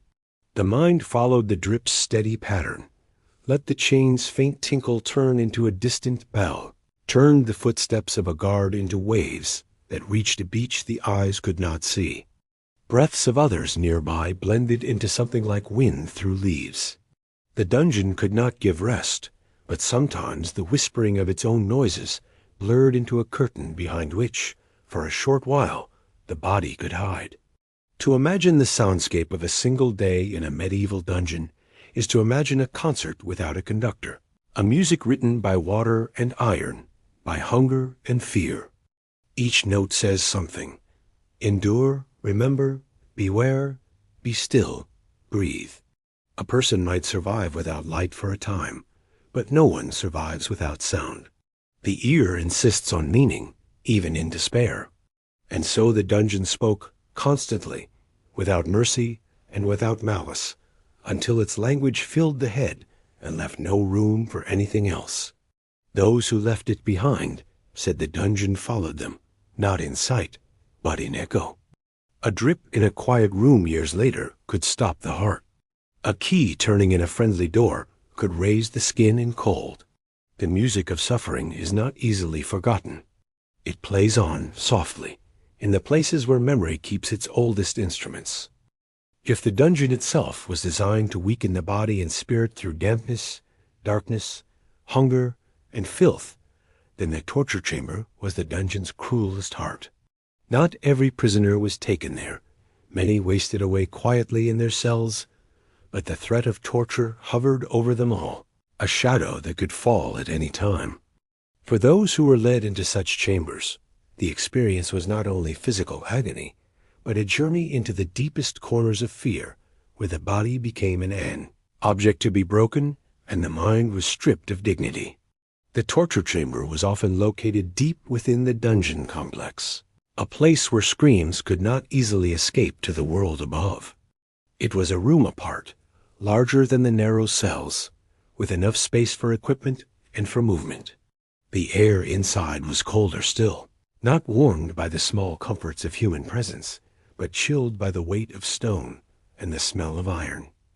Chains hung from walls, not as restraints for prisoners waiting out their sentence, but as anchors for cruelty. Tables, racks, wheels, and iron implements stood ready, their metal gleaming faintly in the torchlight. To step into such a room was to know immediately that pain had a place here, and that one's body was at its mercy. One of the most infamous devices was the rack. A prisoner was laid flat upon a wooden frame, wrists and ankles tied with ropes attached to rollers. As the rollers turned, the body was stretched slowly, joints pulled until they strained, ligaments tearing, bones dislocating. The sound of cracking echoed in the chamber, accompanied by cries that no stone wall could soften. The rack was not meant to kill, but to shatter the body's cohesion, to turn strength into trembling weakness, and to pry from the lips confessions, truths, or lies, whichever the torturer demanded. Another tool of fear was the strapado. In this method, the prisoner's hands were bound behind their back, and they were hoisted into the air by a rope tied to their wrists. The shoulders bore the weight, joints twisting unnaturally until they dislocated. Often the prisoner was dropped suddenly and stopped short before hitting the ground, the abrupt jerk deepening the injury. The strapado left arms useless, dangling like broken branches, but it was rarely fatal. Instead, it left survivors marked with permanent damage, reminders that they had been in the chamber where mercy was never considered. Iron was shaped into countless cruel forms. There were thumbscrews, small but vicious devices that crushed digits between plates of metal. There were boots lined with spikes, tightened until legs bled. There were collars with jagged edges, pressing against the throat and forcing the prisoner to hold their head unnaturally still or suffer cuts. Branding irons glowed in the fire, their tips red hot, used to scar skin with symbols of shame or to simply cause agony. Each piece of iron carried with it the knowledge that human hands had designed it, not for utility, but for the art of suffering. Water, too, became an instrument of torture. Prisoners were sometimes subjected to waterboarding-like techniques, cloths placed over their mouths and drenched until they gasped and choked, the sensation of drowning overwhelming them, though they lived. Others were forced to drink vast amounts until their stomachs swelled painfully, or left in cells deliberately flooded, forced to stand in icy water for hours, muscles locking, skin numbing. The element that sustained life above the ground was turned into an enemy below it. The wheel, another instrument, was both spectacle and torment. Though often used in public executions, smaller variations appeared in dungeon chambers, where limbs could be bound and twisted, bones fractured methodically. Sometimes, prisoners were not even subjected to these devices, but forced to watch as others suffered. The sound of cracking bones and the sight of writhing bodies meant to break their will before a hand was ever laid upon them. Fear, after all, was as powerful a tool as pain. Psychological cruelty played its role as well. Torturers often dragged out the anticipation, showing prisoners the instruments, letting the fire glow, letting chains clink, without using them immediately. The imagination did as much harm as the iron. To know what could happen, to hear the stories of others, to feel one's body trembling in expectation of agony, this was torture in itself. Some prisoners confessed to anything asked of them before a device was ever touched, simply to avoid becoming the next body strapped to the rack. The chamber carried its own smell and sound, separate from the dungeon's background despair. There was the sharp scent of burning iron, the tongue of blood, the acrid note of sweat dripping from bodies racked by fear. Screams reverberated through the stone, not muffled but magnified, filling the air with raw sound that lived on long after the throats that made them had fallen silent. Even empty, the room seemed to remember, holding echoes in its corners, whispering to new arrivals of what had been done there. The role of the torturer was complicated in its cruelty. Some approached their work with grim duty, believing themselves instruments of justice or authority. Others delighted in their power, inventing new cruelties, savoring the sight of fear. They often remained masked, not for secrecy, but to create a figure without humanity, an executioner of pain rather than a man with a face. To the prisoner, this only deepened the horror. One cannot plead with a mask, cannot find mercy in hidden eyes. For prisoners, the memory of the chamber was permanent. Even those who survived and returned to their cells carried its weight. They remembered the feel of ropes biting into skin, the smell of heated iron, the sound of rollers turning, the sight of shadows moving in torchlight. They remembered their own screams, echoing back at them, proof that their body had been broken into sound. Many left the chamber unable to walk properly, unable to lift their arms, unable to sleep without waking to imagined pain. The chamber lingered in them, even more than the dampness, or the hunger, or the darkness. But the chamber also revealed the resilience of human beings. Some prisoners endured without confessing, without yielding, even as their bodies gave way. They held on to secrets, on to faith, on to the stubborn refusal to let pain erase identity. Their strength was rare, but it shone, flickering even in that place designed to extinguish all light. Stories of such resilience traveled beyond the dungeon, whispered of those who had not bent, who had remained unbroken, even when the rack stretched their limbs or the irons burned their flesh. These stories inspired others, proof that even in the chamber of suffering, spirit could resist.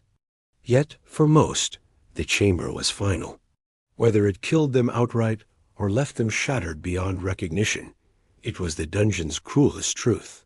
It showed that pain could be designed, orchestrated, administered like a science. It showed that human beings could be turned into instruments against one another, guards and prisoners alike, caught in the machinery of cruelty. It showed that a dungeon was not simply a place to wait, but a place to be undone, piece by piece, until nothing remained but silence. To imagine lasting even a single day in such a place is to imagine the terror of knowing that at any moment the door might open, footsteps might echo, and one might be led into the chamber where suffering was the only certainty. It is to imagine living not only with the damp and the hunger and the vermin, but with the knowledge that behind one door waited the rack, the wheel, the irons, the strappado. The dungeon broke the body slowly through environment, but the torture chamber broke it deliberately, with precision, until even the strongest learned that in this place, pain was king. If the chains weakened the body and the torture chamber shattered it, disease and infection were the dungeon's most patient executioners.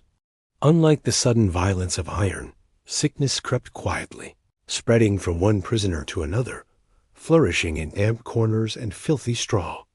In an age without modern medicine, even small wounds became invitations for death, and the dungeon, with its stagnant air and unwashed bodies, was a perfect breeding ground. Few who spent long within its walls escaped illness, and for many, disease was the final jailer. Every element of the dungeon fed infection. Shackles rubbed skin raw, opening sores that refused to heal in the dampness. Flea bites and lice left scratches, which festered quickly when mingled with grime. Vermin carried fleas, and fleas carried plague, one of the most feared diseases of the medieval world. Rats scurried from corpse to corpse, from food scraps to straw beds, leaving behind trails of contagion. Even the water, drawn from stagnant pools or leaking through stone, carried sickness into every cup. To drink it was to swallow invisible threats that multiplied in the gut, leading to fevers, vomiting, and wasting. Respiratory illness was perhaps the most common. The air of the dungeon was stale, heavy with moisture, mold, and the breath of too many people confined in too small a space. Coughs spread rapidly, echoing down corridors until they became part of the dungeon soundscape. What began as a tickle in the throat often deepened into a wet, hacking cough, accompanied by fever and chills. Pneumonia took many, their weakened bodies unable to fight infection. Prisoners often died gasping for air, their rattling breaths lingering in the memories of those who lived a little longer. Skin diseases also flourished. Constant dampness led to fungal infections that cracked the skin, especially on feet and hands. Itching grew unbearable, and scratching only worsened the wounds, opening them to further infection. Boils swelled on arms and backs, painful and filled with pus. Without treatment, they spread, covering the body in sores that oozed and reeked. Some prisoners became so covered in lesions that their appearance changed entirely, their faces unrecognizable, their bodies grotesque reminders of the dungeon's corruption. Digestive sicknesses added to the suffering. Food, already meager, was often spoiled, riddled with mold, or infested with insects. Eating such rations led to cramps, diarrhea, and vomiting that left prisoners dehydrated and weak. The lack of clean water meant there was no relief, only a cycle of sickness that worsened each day. Buckets meant for waste often overflowed, contaminating the air and the ground, ensuring that infection spread relentlessly from one cell to another. In such conditions, there was no escape, no refuge, only the certainty that sickness would eventually touch every body. Wounds from torture or beatings rarely healed. Cuts became red and swollen, seeping with pus. Broken bones set poorly, leaving limbs twisted and vulnerable. Infections spread inward, turning fevers deadly. The body, already weakened by hunger, had no reserves to fight back. A scratch that might have been trivial above ground became fatal below. Prisoners learned to fear even small injuries, knowing that the dungeon magnified every weakness until it consumed them entirely. The smell of disease was inescapable. Rotting wounds, infected flesh, the sour breath of fever, all mingled with the dungeon's already foul air. The odor clung to everything, making sickness not only felt, but constantly inhaled. Guards sometimes mocked prisoners for their stench, but even they avoided close contact, fearful of catching whatever plague or fever brewed below. When outbreaks raged, guards withdrew further, tossing food from a distance, leaving prisoners to die without care. In those times, the dungeon became not just a place of confinement, but a charnel house, filled with bodies that no one dared touch. For the prisoners, disease carried both physical pain and deep despair. To feel one's body failing, to cough until breath fled, to watch sores spread across the skin. These were reminders that even without chains or torture, death waited. Some prayed for release through illness, seeing it as a quicker end than the slow wasting of starvation or the agony of the rack. Others clung desperately to life, begging cellmates for help, whispering pleas to saints, hoping against hope for recovery. But without medicine, recovery was rare, and the dungeon's sicknesses usually claimed those who showed the first signs of weakness. The psychological impact was immense. In darkness, prisoners often could not see their own infections clearly, but they could feel them. They could feel the swelling of skin, the heat of fever, the weakness spreading through their limbs. They could hear the coughs of their neighbors growing deeper, then falling silent altogether. Each death was both a terror and a prophecy. If one had succumbed, then others surely would. Hope faltered under the certainty that the dungeon itself was alive with sickness, feeding on those it held. Religion offered one of the few comforts. Some believed disease was punishment for sins, and thus endured it with resignation, whispering prayers of repentance. Others saw illness as a test, a trial sent by God to purify the soul. In this belief, to suffer was to prepare for heaven, to let the body rot while the spirit grew stronger. These ideas gave meaning where otherwise there was only decay. Yet even the strongest faith faltered when the fever burned too hot, when delirium carried the mind into confusion, when the body shook with chills you could not stop. Faith might sustain the spirit, but the dungeon still claimed the flesh. For survivors, the memory of dungeon sickness never faded. Those who left carried scars of infection, weakened lungs, twisted bones, and fragile health that never fully recovered. They remembered the sounds of coughs, the smell of rot, the sightless fear of knowing disease was inside them. They remembered sitting beside the dying, listening to their final breaths in the dark, unable to help, unable even to look upon their faces. And they remembered the silence afterward, the silence of one less voice in the darkness, one more body left behind. To imagine spending even a single day in a medieval dungeon is to imagine sharing space not only with chains and vermin, but with sickness itself, breathing in contagion with every breath, touching it with every surface, carrying it in every sip of water. It is to realize that survival was not simply a matter of enduring discomfort, but of resisting the slow, invisible enemy of disease. Few could win that battle. In the end, the dungeon did not need the rack or the whip to kill. It needed only time, darkness, and the sickness that thrived in both. In the medieval world, a man or woman's chances of survival in a dungeon were rarely equal. The walls were the same for all, the dampness just as cold, the darkness just as deep, but how a prisoner endured often depended on the life they had lived above ground. Social status shaped everything. The food one might receive, the treatment of guards, the possibility of ransom, and even the likelihood of ever leaving the dungeon alive. To step into the cell was to leave behind many comforts, but rank and reputation clung on, bending the rules of suffering in ways that could mean life or death. Nobles, when they fell into captivity, often experienced dungeons differently than the common thief or beggar. Wealthy families were valuable, not only for their land and titles, but for the ransom they could provide. A noble thrown into chains might still suffer dampness and darkness, but they were less likely to be forgotten. Their captors saw them as bargaining chips, sources of wealth if handled carefully. Thus, many noble prisoners were given better conditions: cleaner cells, lighter shackles, occasional access to food and wine from their estates. Guards treated them with a mix of caution and respect, knowing that mistreating a lord could bring consequences from above. For some nobles, imprisonment became a waiting game. Letters were smuggled to families, negotiations for release carried out, promises exchanged for gold or land. Though the dungeon was never pleasant, the knowledge that one's status might secure freedom gave hope. Hope itself was a powerful shield, one that many commoners never possessed. Even the smell of mold or the scratch of vermin felt different when one believed release was possible.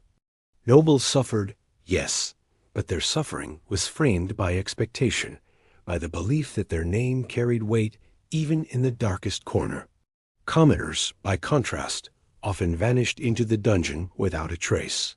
A thief caught stealing bread, a farmer accused of failing taxes, a laborer accused of speaking against authority. Such prisoners had no families of influence to advocate for them. They were often thrown into the lowest cells, shackled more tightly, fed less generously, and beaten with less restraint. Their lives were cheap to those who held them. If they perished from hunger or disease, no ransom was lost, no negotiations delayed. For them, the dungeon was not a pause in life's story, but its end. Among commoners, survival often depended on the smallest of advantages. A prisoner with a relative in service to the Lord might receive an extra scrap of bread. One who shared kinship with a guard or came from the same village might be treated with a sliver of mercy. Others relied on strength and intimidation, asserting dominance within the cell to secure more food or better straw. Still others relied on quiet humility, avoiding notice, enduring silently, hoping to be overlooked until fortune turned. In a place where status from the outside world rarely penetrated, Small personal connections or instincts could mean everything. Women, too, experienced the dungeon differently. Noble women were sometimes imprisoned as pawns in political struggles, treated with a kind of warped courtesy, but still confined and watched. Common women, accused of theft, witchcraft, or other crimes, often suffered the harshest conditions, vulnerable not only to disease and hunger, but also to the cruelty of guards who saw their captivity as license. The dungeon was not equal in its torments. It reflected the inequalities of the society above, amplifying them in the shadows. Clergy members occupied an unusual place. The church held power, and priests or monks imprisoned in dungeons sometimes inspired fear in their captors. To mistreat a servant of God was a dangerous risk, one that could bring condemnation from religious authorities. Thus, some clergy were housed in slightly better conditions, allowed prayer books, candles, or visits from brethren. Yet others, accused of heresy, faced dungeons designed especially for them, their suffering framed as a warning to others who might stray from doctrine. For such prisoners, faith was both shield and weapon, offering comfort even as it marked them for harsher scrutiny. Foreigners, captured in war or by chance, faced unique fates. Their social status meant little when far from home, and ransom negotiations were uncertain. Some were valuable prisoners, treated carefully for their potential worth. Others, lacking advocates in the land, were left to rot without hope of rescue. Language barriers deepened their isolation, their cries for help or explanations unheard or ignored. For them, the dungeon was doubly alien, the stone unfamiliar, the voices around them incomprehensible, the suffering compounded by exile from even the comfort of understanding words. Even within the dungeon itself, hierarchies emerged. Prisoners grouped by status formed invisible ranks. Nobles might be housed separately, their cells cleaner, their rations better. Commoners crowded together, fighting over scraps, forgotten by all but their fellow sufferers. Sometimes alliances formed across ranks as desperation erased old divisions. A noble might rely on a commoner's strength, a commoner might benefit from a noble's connections. But more often, divisions persisted, the dungeon echoing with the inequalities of the world above. The treatment by guards reflected these divisions. To guard a noble was a duty. To guard a peasant was a chore. Nobles might be escorted carefully, their chains handled with restraint. Commoners were shoved, kicked, struck without hesitation. The cruelty of a guard often depended on the prisoner's place in society, and many prisoners learned quickly that their rank determined whether a request brought a small mercy or a hard blow. Justice in the dungeon was no more blind than it was in the courts above. Yet, for all the differences, suffering united them. Hunger gnawed at nobles as well as peasants. Dampness soaked velvet as thoroughly as homespun cloth. Darkness erased the fine lines of embroidery, just as it did coarse rags. In the end, the dungeon was an equalizer in its cruelty, stripping away status until only the body remained, shivering, starving, coughing, waiting. Death did not ask for rank before claiming its victims. Bones rotted without heraldry, and echoes did not carry titles. The rare survivors who returned to the world carried stories that reflected these differences.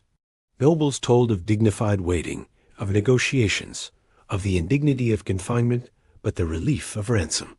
Commoners spoke of filth, hunger, and despair, of years lost without notice, of suffering that ended only when death or rare mercy came. Clergy returned with tales framed in faith, lessons of endurance, or warnings of divine judgment. Each story carried the mark of the teller's status, just as their survival had depended upon it. To imagine surviving even a single day in a medieval dungeon is to imagine not only enduring the stone and the chains, but also the weight of society, pressing down even in the dark. A noble might find hope in ransom. A peasant might find none. A priest might be spared a blow. A common woman might endure the worst cruelties. The dungeon was a reflection of the world above, its injustices magnified by stone walls. Status could save or doom, but in the end, the dungeon consumed all with equal hunger. Rank might delay despair, but it never erased it. Beyond the chains, the damp, the hunger, and the vermin, perhaps the cruelest torment of the dungeon was waiting. Time in those dark chambers stretched and warped, turning each hour into an ordeal and each day into a lifetime. For the prisoner, the dungeon was not only a place of physical confinement, but a theater of the mind, where fear, uncertainty, and despair performed endlessly upon the stage of silence. To endure even a single day, there was to feel one's mind tested as severely as the body. The first hours were filled with shock. A prisoner, newly thrown into darkness, might still cling to hope that their trial would be swift, that their innocence would be proven, that some friend or relative would intercede. But as the door slammed shut and the footsteps retreated, reality pressed in. The dungeon was not a place of quick resolutions. It was a place of waiting for news, for judgment, for punishment, or for death. Nothing happened quickly. Every process was delayed, every decision drawn out, and the prisoner was left in stillness, wondering when or if the next step would come. This uncertainty gnawed at the mind. Not knowing when food would arrive, when guards would enter, when one might be dragged to the torture chamber or called for trial, these unknowns filled every moment with tension. A creak of wood, a rattle of keys, the distant echo of boots, all could mean change or nothing at all. Prisoners sat frozen, listening, hoping, fearing. Each sound became an omen, and each silence a void in which the mind spun out endless scenarios. Was release coming? Or punishment? Would the door open to light or to pain? The waiting never answered, only prolonged the question. Time itself dissolved. Without the sun, without candles, without clocks, the human sense of hours collapsed. Prisoners tried to measure time by meals, but meals were irregular, sometimes missed altogether. Some marked scratches on the wall, carving one line for each presumed day, only to realize that they had lost count. Was it morning or night? A week or a month? The dungeon did not tell. Waiting became timeless, an eternity made of unmeasured instants, each one heavy with dread. Minds fractured under the weight of such formless time, some slipping into madness, others into numbness. In this void, imagination became both torment and escape. Prisoners pictured their fate in vivid detail, filling the silence with possible outcomes. Some imagined their release, rehearsing conversations with loved ones, envisioning the taste of fresh bread, the feel of sunlight on skin. Others imagined their execution, replaying over and over how it might come. The swing of a sword, the tightening of a rope, the strike of a blade. The dungeon did not need to provide suffering. The mind did it on its own. Waiting was the canvas, and fear painted upon it in endless strokes. Hope and despair wrestled constantly in this silence. One moment, a prisoner convinced themselves that freedom must be near. The next, they believed they had been forgotten entirely. Some prisoners clung to scraps of hope rumors, whispered from one cell to another, the faint sound of a familiar voice, the memory of a promise made above. Others gave in to despair, lying still for hours, refusing to eat, convinced that nothing awaited them but death.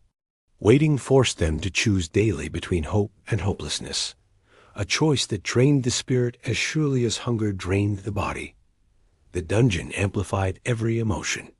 Anxiety thrummed constantly, like a drumbeat in the chest. Anger flared suddenly, aimed at guards, at accusers, at fate itself. Grief settled like damp air, heavy and inescapable.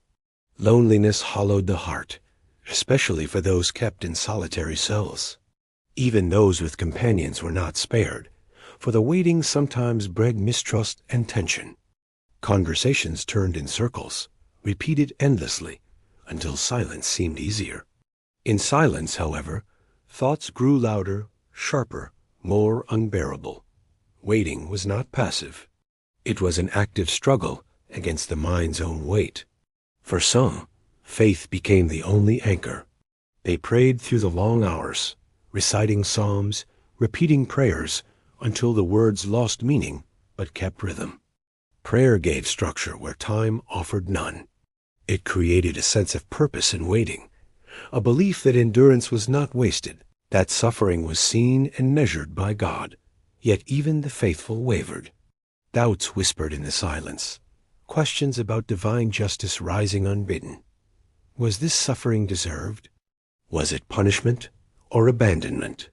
Waiting forced these questions forward, leaving prisoners to wrestle not only with fear, but with faith itself. Stories became another survival tool. Prisoners told tales to one another in the dark, recounting legends, family histories, or simple anecdotes. Words filled the silence, offered distraction, and created bonds between those who otherwise would have been strangers. Some prisoners recited poems or sang softly, using memory as a shield. Others invented stories, imagining adventures beyond the dungeon, building entire worlds to escape into. Yet these stories always ended, and the silence returned, heavier for having been interrupted. The waiting began again, a circle that never broke. For those in solitary confinement, the torment was sharper still. With no one to speak to, no voices to share the burden, the prisoner had only their own thoughts. The mind turned inward, replaying old conversations, regrets, mistakes. Some spoke aloud to themselves, desperate to hear a voice, even if it was their own. Others began to hallucinate, imagining footsteps, whispers, or visions in the dark. The line between reality and imagination blurred until the prisoner could not tell if they were waiting for something real or something invented. Solitary waiting was not just punishment, it was a slow unraveling of the self. The body, too, suffered from waiting. Muscles stiffened from inactivity, joints ached from endless stillness. Hunger gnawed, fatigue weighed down, yet no relief came. The body longed for action, for something to do, for a reason to move. But the dungeon offered nothing but stillness, and so the body turned on itself, tension knotting muscles, exhaustion deepening into weakness. Waiting drained physical strength as surely as it drained the mind. Guards understood the power of waiting. They used it as deliberately as chains or whips. A prisoner might be told they would be questioned tomorrow, then left for weeks in silence. Another might be promised release, only to wait months without news. Some were awakened suddenly in the night, dragged from their cells as if for punishment, then returned without explanation. The uncertainty kept prisoners compliant, weakened, and broken. Fear of what might come was often more effective than pain itself. Survivors of dungeon waiting carried its scars for life. Even years later, the memory of endless silence haunted them. Many spoke of never being able to sit still again, of needing constant movement or sound to banish the echo of waiting. Others found themselves waking in the night, heart racing, convinced they were still in the dungeon, still waiting for footsteps that might never arrive. The dungeon's greatest cruelty was not always what it did to the body, but what it planted in the mind. Seeds of fear and despair that grew long after the stone walls were left behind. To imagine surviving even a single day of waiting in a medieval dungeon is to imagine living in a world without time, where every sound might signal doom, where every silence feels endless. It is to imagine being trapped not only by stone but by thought, forced to endure the endless torment of uncertainty. Waiting was the dungeon's invisible weapon, one that left no scars on the skin, but carved deep wounds into the spirit. And in many ways, it was this torment, this slow erosion of hope, that made the dungeon truly inescapable. Every dungeon had its walls, its chains, its vermin and dampness, but it also had men who ruled over it.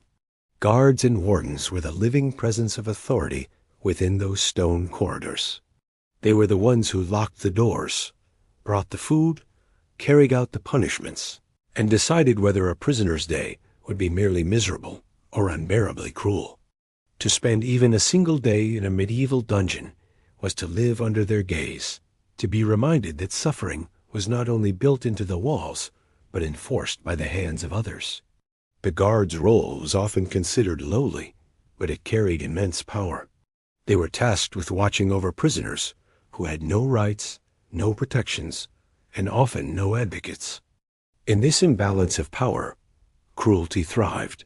Some guards performed their duty with indifference, treating prisoners as burdens to be managed rather than people to be destroyed. But others embraced their authority with relish, using it to humiliate, punish, and torment. For a prisoner, the difference between these types of guards could mean the difference between surviving a few weeks or succumbing within days. Many guards came from the same rough backgrounds as the prisoners themselves. Poor men, often soldiers no longer fit for campaign, were given the task of guarding dungeons. Their pay was low, their work despised, and their surroundings foul. This bitterness often translated into cruelty. To beat a prisoner, to withhold food, to mock their suffering, these were outlets for their own frustration. Some guards drank heavily, their tempers short, their fists quick. A stumble in the corridor, a slow response to an order, even a look in the wrong direction could result in a blow, a kick, or a day without food. Others turned cruelty into ritual. They found amusement in tossing food just out of reach of chained prisoners, laughing as men scrambled desperately for crumbs. Some set rats loose deliberately, or emptied waste buckets into cells as punishment. Guards controlled every aspect of dungeon life: food, water, light, and sound. They could extend small mercies, an extra scrap of bread, a longer chain, a moment of fresh air, but such mercies were rarely given freely. More often, they were sold for bribes or demanded as favors, exploiting prisoners who had little to offer beyond whispered promises of gold or desperate loyalty. Wardens, the officials in charge, varied as well. Some were bureaucrats, more concerned with paperwork and records than with the daily torment of prisoners. They ensured that names were written, cells accounted for, and orders from lords followed. But others embodied the dungeon's cruelty more fully, seeing themselves as masters of punishment. They decided who would be sent to the torture chamber, who would be left to rot, who might be released, and who would vanish forever in the dark. Their authority was near absolute, and many wielded it without hesitation, knowing few would ever question the fate of those below. The relationship between prisoners and guards was marked by fear and resentment, but also by dependence. Prisoners relied on guards for food and water, for news of the outside world, for even the smallest scraps of humanity. This dependence gave guards extraordinary leverage. A guard could choose to share gossip about the world above, offering prisoners hope that they were not forgotten. Or he could remain silent, letting them rot in ignorance. He could smuggle a letter out to a family, or tear it to shreds before the prisoner's eyes. The imbalance was total, and prisoners had no recourse but to endure. Not all guards were monsters. Some, perhaps moved by pity or by memory of their own hardships, showed kindness in small, fleeting ways. They might loosen shackles to relieve swollen limbs, or place an extra ladle of gruel in a bowl. They might whisper words of comfort, or look away when prisoners spoke to one another through walls. These gestures were rare, but in the dungeon, even the smallest kindness became monumental. A sip of clean water, a smile instead of a sneer, such things could sustain hope for days. Yet even these guards were bound by the system. Their kindness had limits, for to challenge the cruelty of the dungeon itself was to risk their position or their life. For prisoners, the unpredictability of guards added to the torment. Would the footsteps outside the cell bring a man with a kind word or a man with a whip? Would the keys rattle for food delivery or for chains and torture? Every sound of approach carried with it the possibility of pain or relief, and prisoners learned quickly never to trust consistency. The dungeon's cruelty was not only in its walls, but in its arbitrariness, the way suffering arrived suddenly, without reason, at the whim of another. Guards also served as witnesses. They watched as prisoners wasted away, as disease spread, as men died chained to walls. Their silence turned them into accomplices, whether they wished it or not. Some hardened themselves, seeing prisoners not as people, but as bodies, names on a list, mouths to feed sparingly. Others grew bitter, carrying the stench of death in their clothes, drinking to forget the sounds of coughing and crying. The dungeon warped not only those within its cells, but also those who patrolled its corridors. Corruption was common. Guards accepted bribes to deliver messages, to ease restraints, to grant small freedoms. Prisoners with wealthy families sometimes survived not because of mercy from above, but because of coins passed discreetly into the hands of their keepers. Those without wealth had nothing to bargain with, save perhaps labor or secrets, and so they remained at the mercy of guards who had no reason to spare them. In this way, cruelty was not only personal but systemic, built into the very economy of dungeon life. The cruelty of guards extended beyond the physical. Words were weapons too. Prisoners were mocked for their filth, their weakness, their cries in the night. Guards told lies deliberately promising release tomorrow, then laughing when the day passed, telling a man his family had abandoned him, whether true or not, hinting at executions that never came, leaving prisoners paralyzed in dread. Such psychological torments required no chains, no whips, no effort beyond a few cruel words. Yet their wounds were deep, cutting hope into shreds. For those who survived, memories of guards were as sharp as memories of hunger or dampness. Survivors spoke of faces sneering in torchlight, of hands that tightened shackles, of boots that struck ribs. They also remembered the rare exceptions. A guard who smuggled an apple, who whispered a prayer, who looked at them with something like pity.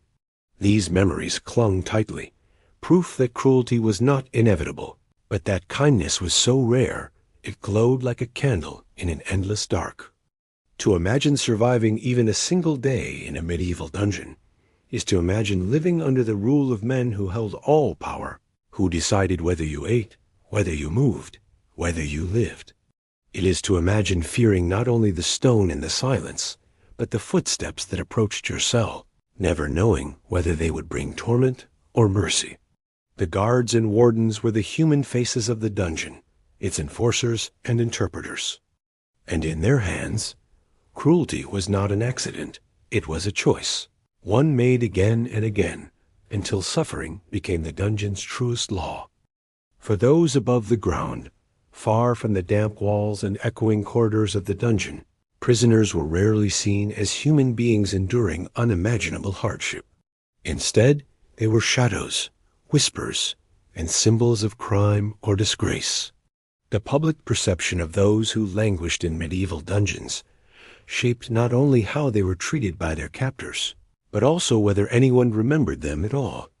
To survive even a single day in a dungeon was to live with the knowledge that the world above had likely already judged and condemned, regardless of truth. Medieval society was steeped in hierarchy, honor, and reputation. To be imprisoned was itself a stain, a mark of shame that clung to a family as much as to the prisoner. For nobles, this shame was tempered by politics. A captured knight might be respected as a worthy opponent, a lord imprisoned might be seen as a valuable hostage, and negotiations for ransom could restore honor. Stories of imprisoned nobles often emphasized their patience, their dignity in suffering, their eventual triumph when released. These tales softened public judgment, transforming imprisonment into a test of endurance rather than an indelible disgrace. For commoners, the perception was harsher. A peasant imprisoned for theft, a beggar accused of vagrancy, or a woman charged with witchcraft was not seen as unfortunate, but as guilty by default. The dungeon was believed to hold the wicked, and those inside were rarely pitied. To the public, their suffering was deserved, their cries for mercy dismissed as excuses.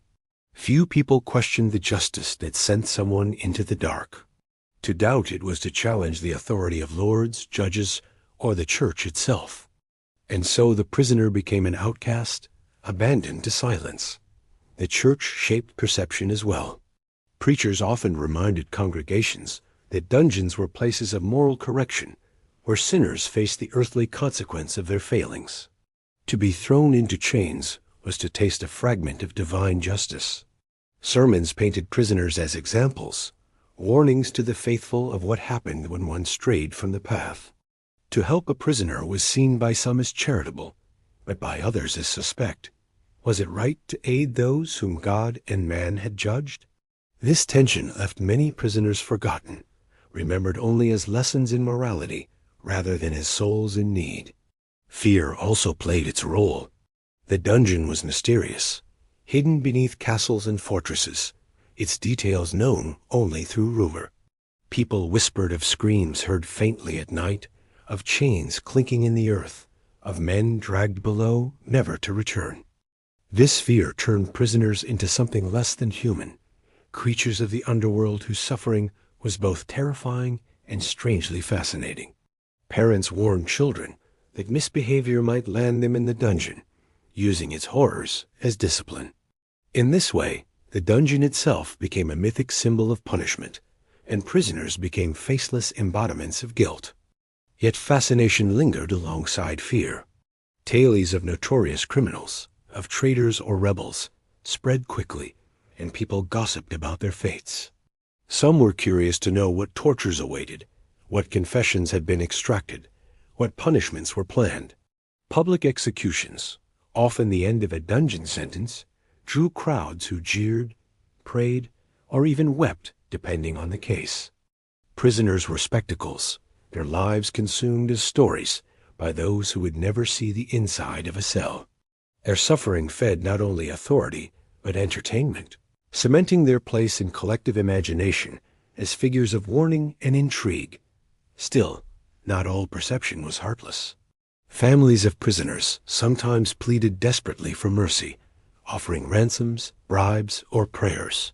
Wives begged for husbands, parents for children, children for fathers. Neighbors, too, occasionally showed sympathy, especially if the prisoner was well-liked or believed innocent. But such sympathy was rare, drowned out by fear of association. To defend a prisoner too loudly risked suspicion. Why speak for the accused unless one was guilty too? And so silence prevailed, leaving most prisoners to endure without voices raised on their behalf. Prisoners themselves knew how they were seen. They felt the weight of shame, the abandonment of friends, the suspicion of neighbors. Some clung to the hope that someone outside still believed in them, that their names were not yet cursed. Others gave up, internalizing society's judgment, seeing themselves as already condemned, unworthy of freedom or life. The dungeon did not only hold their bodies, it held their reputations, reshaping them into villains, regardless of their true deeds. For many, this loss of honor was as painful as the loss of liberty. There were exceptions, figures whose imprisonment sparked sympathy or even admiration. Dissidents who resisted corrupt lords, heretics who clung to faith despite persecution, rebels who fought for causes larger than themselves. Such prisoners sometimes gained followers outside the walls. Songs were sung of their bravery, poems written of their endurance. In these rare cases, the dungeon became a stage upon which resistance was performed, and the prisoner became a symbol of courage rather than disgrace. Yet these stories were the minority. Most remained faceless, their suffering unremarked and unlamented. Public perception also influenced the behavior of guards and wardens. Knowing that few cared for the prisoners, they acted with greater cruelty, confident that no one would object. When a noble was imprisoned, their captors behaved carefully, aware that the eyes of the world might eventually fall on them. But when a beggar or thief was cast below, the guards knew the world would not ask after them. Cruelty was easier when society had already decided that the victim deserved it. In this way, the dungeon's power extended beyond stone and iron. It relied on silence above as much as darkness below. The world's indifference was a second set of chains, binding prisoners more firmly than any shackle. Even if they somehow escaped their cell, they could not escape the reputation imposed upon them. Criminal, traitor, heretic, outcast. Their names were blackened, their identities erased, until they were remembered only as shadows in a story told by others. For survivors, this perception lingered long after release. A man freed from a dungeon did not return as he was. He carried scars, weakness, memories, but also stigma. Neighbors avoided him. Employers distrusted him. Old friends kept their distance. Whispers followed him through markets and streets. Dungeon dweller, thief, guilty one. His suffering did not earn him sympathy. It confirmed the judgment of society. In this way, the dungeon's punishment extended far beyond its walls, shaping a life forever marked by suspicion. To imagine surviving even a single day in a medieval dungeon is to imagine not only enduring its walls and chains, but knowing that above, the world had already judged. It is to realize that few would speak for you, that your cries would echo unheard, not because they were too faint, but because no one wished to listen. The dungeon was more than a place of stone. It was a mirror of public opinion, a reflection of society's harshness. And in that mirror, prisoners were rarely seen as men and women, but as warnings, as lessons, as shadows. The perception above ensured the silence below. For as long as there have been prisons, there have been thoughts of escape. Even in the deepest, darkest dungeons, where chains bound the body and despair weighed down the mind, some prisoners still dreamed of freedom. The thought of slipping past guards, of climbing through cracks, of breathing fresh air again. It was a flame that flickered stubbornly, even in the blackest corners. Yet in the medieval dungeon, escape was not only difficult, it was almost impossible. And those who tried and failed often discovered that the consequences were worse than the suffering they had already endured. The architecture itself worked against escape. Dungeons were often built beneath castles or fortresses, surrounded by thick walls of stone. Staircases spiraled downward, narrow and steep, designed not for easy passage, but for defense. Doors were heavy, reinforced with iron bolts and bars, their locks crafted by skilled smiths. Windows, when they existed at all, were no more than slits too narrow for a grown body to pass through. Many cells had no openings to the outside world at all. Even if one broke free of shackles, the dungeon's design made every route to freedom a gauntlet of barriers. Guards added another layer of difficulty. Keys were always kept on their belts or hidden away, and prisoners rarely had the chance to steal them. Patrols, though irregular, were enough to discourage attempts, as footsteps might sound at any time. And the guards, hardened by routine and suspicion, were always alert for signs of tampering. Scratches on a wall, loosened stones, broken chains, all were noticed, and the punishment for even trying to escape was severe. Few prisoners could risk it, and fewer still dared to act. Yet desperation breeds courage. Some prisoners scraped at mortar with scraps of bone or bits of metal, hoping to loosen stones over weeks or months. Others tested their chains, pulling slowly day after day, seeking the moment when rust might weaken iron. In rare cases, a prisoner befriended a sympathetic guard or bribed one into looking the other way, slipping out when the chance came. There were stories of daring attempts, men squeezing through sewage drains, women disguised in guard cloaks, companions outside lowering ropes from windows above. These tales spread among prisoners like myths, each retold version growing grander, offering hope that escape, however unlikely, might still be possible. But reality was harsher. Most attempts ended in failure. A loosened stone revealed nothing but more stone behind it. A sewage tunnel led not to freedom, but to another locked grate. A bribe uncovered treachery, the guard betraying the prisoner for greater reward. Those caught in the act suffered immediate punishment. Some were beaten brutally, their wounds left to fester as examples to others. Others were shackled more tightly, chained so closely to walls or floors that they could scarcely move. Food was withheld, water denied, punishments piled upon punishments. And some were sent to the torture chamber, where their attempt to grasp freedom was twisted into a reason for pain. In the most severe cases, escape attempts ended in execution. A prisoner who tried to flee might be dragged into the courtyard above, hanged or beheaded before a watching crowd.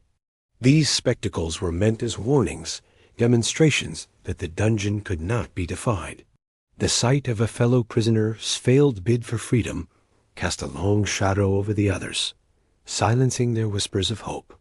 If escape was death, then perhaps waiting in chains was preferable, even if waiting meant a slower end. The psychological toll of these failures was immense. Prisoners who had dared to hope, who had scraped at walls or dreamed of tunnels, often broke when their efforts were discovered. The dungeon seemed to close in tighter afterward, its walls mocking their futile struggle. Companions, too, suffered. For every failed attempt punished, suspicion and cruelty fell upon the entire cell. Guards tightened their vigilance, rations grew smaller, and freedoms vanished. Escape was not only dangerous for the individual, it endangered everyone nearby. This knowledge bred mistrust among prisoners, each one watching the other for signs of dangerous ambition.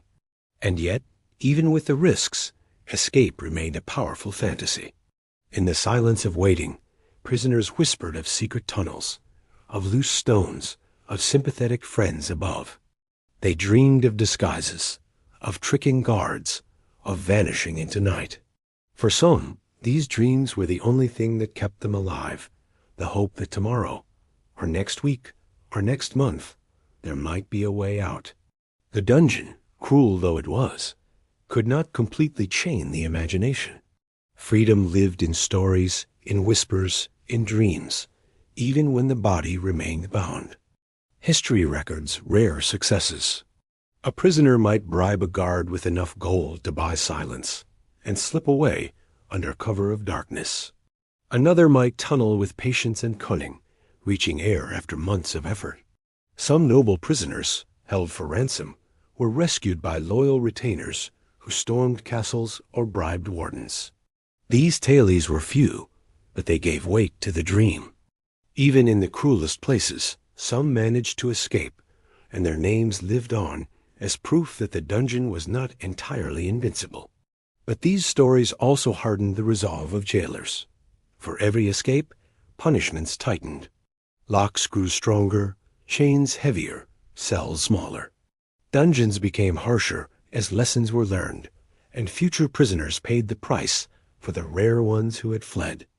In this way, every successful escape carried a paradox. It proved that freedom was possible, but it made conditions worse for those left behind. Hope and despair walked hand in hand, each step toward freedom echoing with the cries of those who would never follow. The dungeon was built to erase escape, to make the thought itself seem foolish.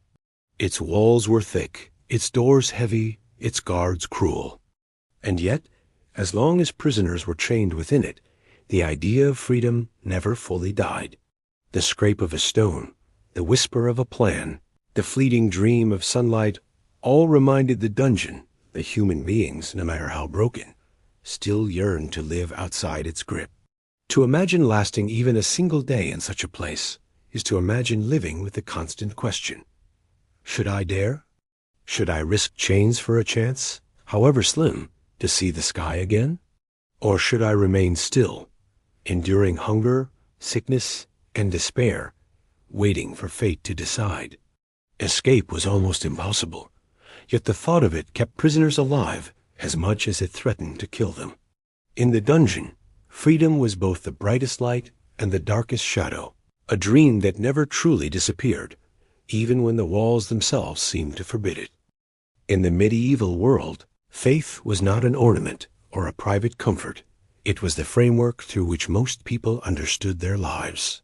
For prisoners in a dungeon, cut off from the world and stripped of all other sources of meaning, religion often became the final refuge. Yet faith was a double-edged sword. It could soothe or terrify, offer hope or deepen despair. Within the darkness of the dungeon, religion was not merely belief, it was survival, and sometimes it was also another layer of torment. For many prisoners, the dungeon felt like a foretaste of hell. The damp, the darkness, the chains, the vermin all seemed to mirror the punishments described in sermons. Priests spoke often of the eternal fire, of endless torment for the wicked, and prisoners, shivering in filth, wondered if they were already tasting it. The cries of their companions echoed like damned souls. The stench of rot hung like brimstone in the air, and the lack of light suggested an eternity without God's presence. To the devout, the dungeon was not merely a prison of stone. It was a spiritual warning, a glimpse of the fate that awaited sinners. Fear of damnation pressed as heavily as the weight of chains, but just as strongly, faith offered hope.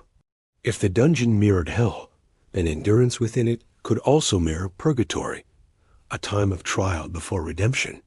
Many prisoners clung to this interpretation, telling themselves that suffering purified the soul, that each cough, each lash of hunger, each sleepless night was a step toward salvation. They whispered prayers in the darkness, fingering rosaries if they had them, reciting psalms remembered from church. Faith gave rhythm where time had collapsed, a sense of order where chaos reigned. A man might lose strength in his body, but still carry within him the certainty that his suffering had meaning. Religion also shaped how prisoners viewed their fate. Some believed imprisonment was punishment for sins, whether or not they were guilty of the crime accused. They examined their lives in memory, recalling lies told, vows broken, small cruelties committed. They confessed aloud in the dark, asking God to forgive what no human ear might hear. In this way, the dungeon became a place of penance, a solitary confessional where pain itself was the priest. For some, this brought peace, a sense of cleansing. For others, it deepened guilt, each ache in the body interpreted as proof of divine wrath. Chaplains sometimes visited prisoners, particularly those of noble rank or those condemned to execution. Their words carried enormous weight. A prayer spoken over the chained, a blessing given before death, a reminder that Christ himself had suffered unjust imprisonment. These moments shone like candles in darkness. Prisoners clung to them, repeating the words for days afterward, holding fast to the idea that even in the dungeon, God was present. Yet not all chaplains were merciful. Some warned harshly of hell, insisting that without confession, eternal torment awaited. For a prisoner already drowning in despair, such words could feel like stones tied to the spirit. The Bible provided imagery that resonated deeply. Stories of Joseph, cast into prison by Pharaoh, of Daniel in the lion's den, of Paul and Silas chained, yet singing hymns in the night. These tales became lifelines. They reminded prisoners that suffering was not unique, that even the righteous had been imprisoned, and that deliverance was possible. Some prisoners tried to sing softly, recalling hymns from their villages, letting their voices carry hope where their chains carried despair. Singing in the dark became a rebellion, a declaration that the dungeon could not fully silence faith. But religion also heightened terror for those accused of heresy or witchcraft. Such prisoners knew their dungeon stay was likely short, ending in execution by fire or rope. For them, faith was not comfort but battlefield. Some recanted under torture, begging forgiveness from the church in hopes of sparing their souls. Others refused, holding fiercely to beliefs that set them apart, whispering prayers to God as they understood him, not as priests declared. Their faith gave them strength, but it also sealed their fate, for no guard or warden would pity a heretic. In their case, religion was not a lifeline, but a chain forged above ground, dragging them deeper into darkness. Fear of death haunted all prisoners, and religion offered answers, sometimes soothing, sometimes terrifying. Was death release into paradise, where suffering ceased? Or was it the doorway into hell, where torment began anew, worse than any dungeon could inflict. The uncertainty gnawed at minds already frayed by hunger and silence. Some prayed for death as mercy. Others begged for life, fearing what awaited beyond. The dungeon magnified these questions until they filled every thought, turning faith into an endless debate carried out in the silence of the heart. Among groups of prisoners, religion bound people together. Men prayed aloud in chorus. Women sang hymns softly, voices weaving through the darkness. They recited familiar prayers together, and in those moments the dungeon felt less lonely. A whispered amen could echo louder than any chain. In these shared acts of devotion, prisoners found community, even when they could not see one another's faces. The dungeon tried to isolate, but faith reminded them that they were part of something larger, that beyond the stone and filth, there was a world filled with believers who also prayed, who also suffered, who also hoped. Yet for others, faith fractured under the weight of suffering. Some lost belief entirely, convinced that no merciful God could allow such torment. They cursed heaven as loudly as they cursed their captors, shouting into the darkness until their voices failed.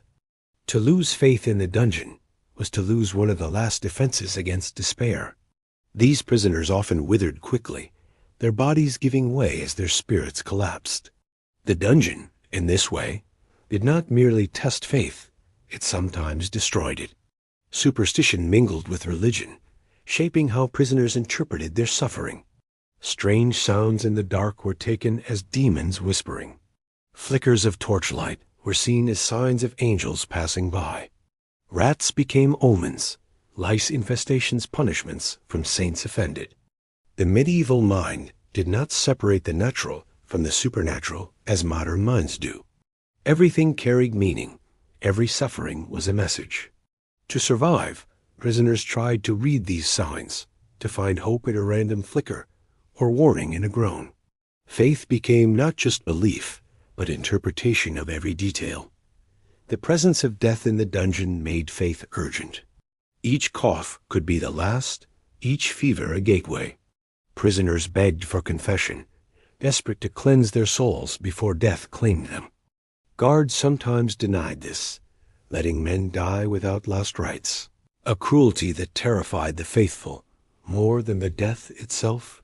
To die unshriven, without absolution, was believed to doom the soul.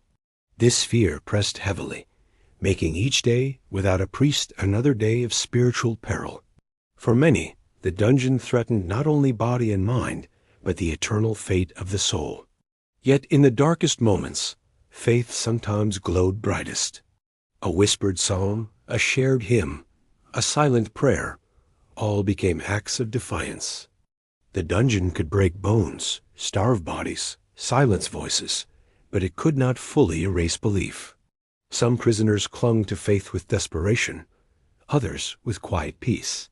Some saw angels in their dreams, others felt Christ suffering beside them.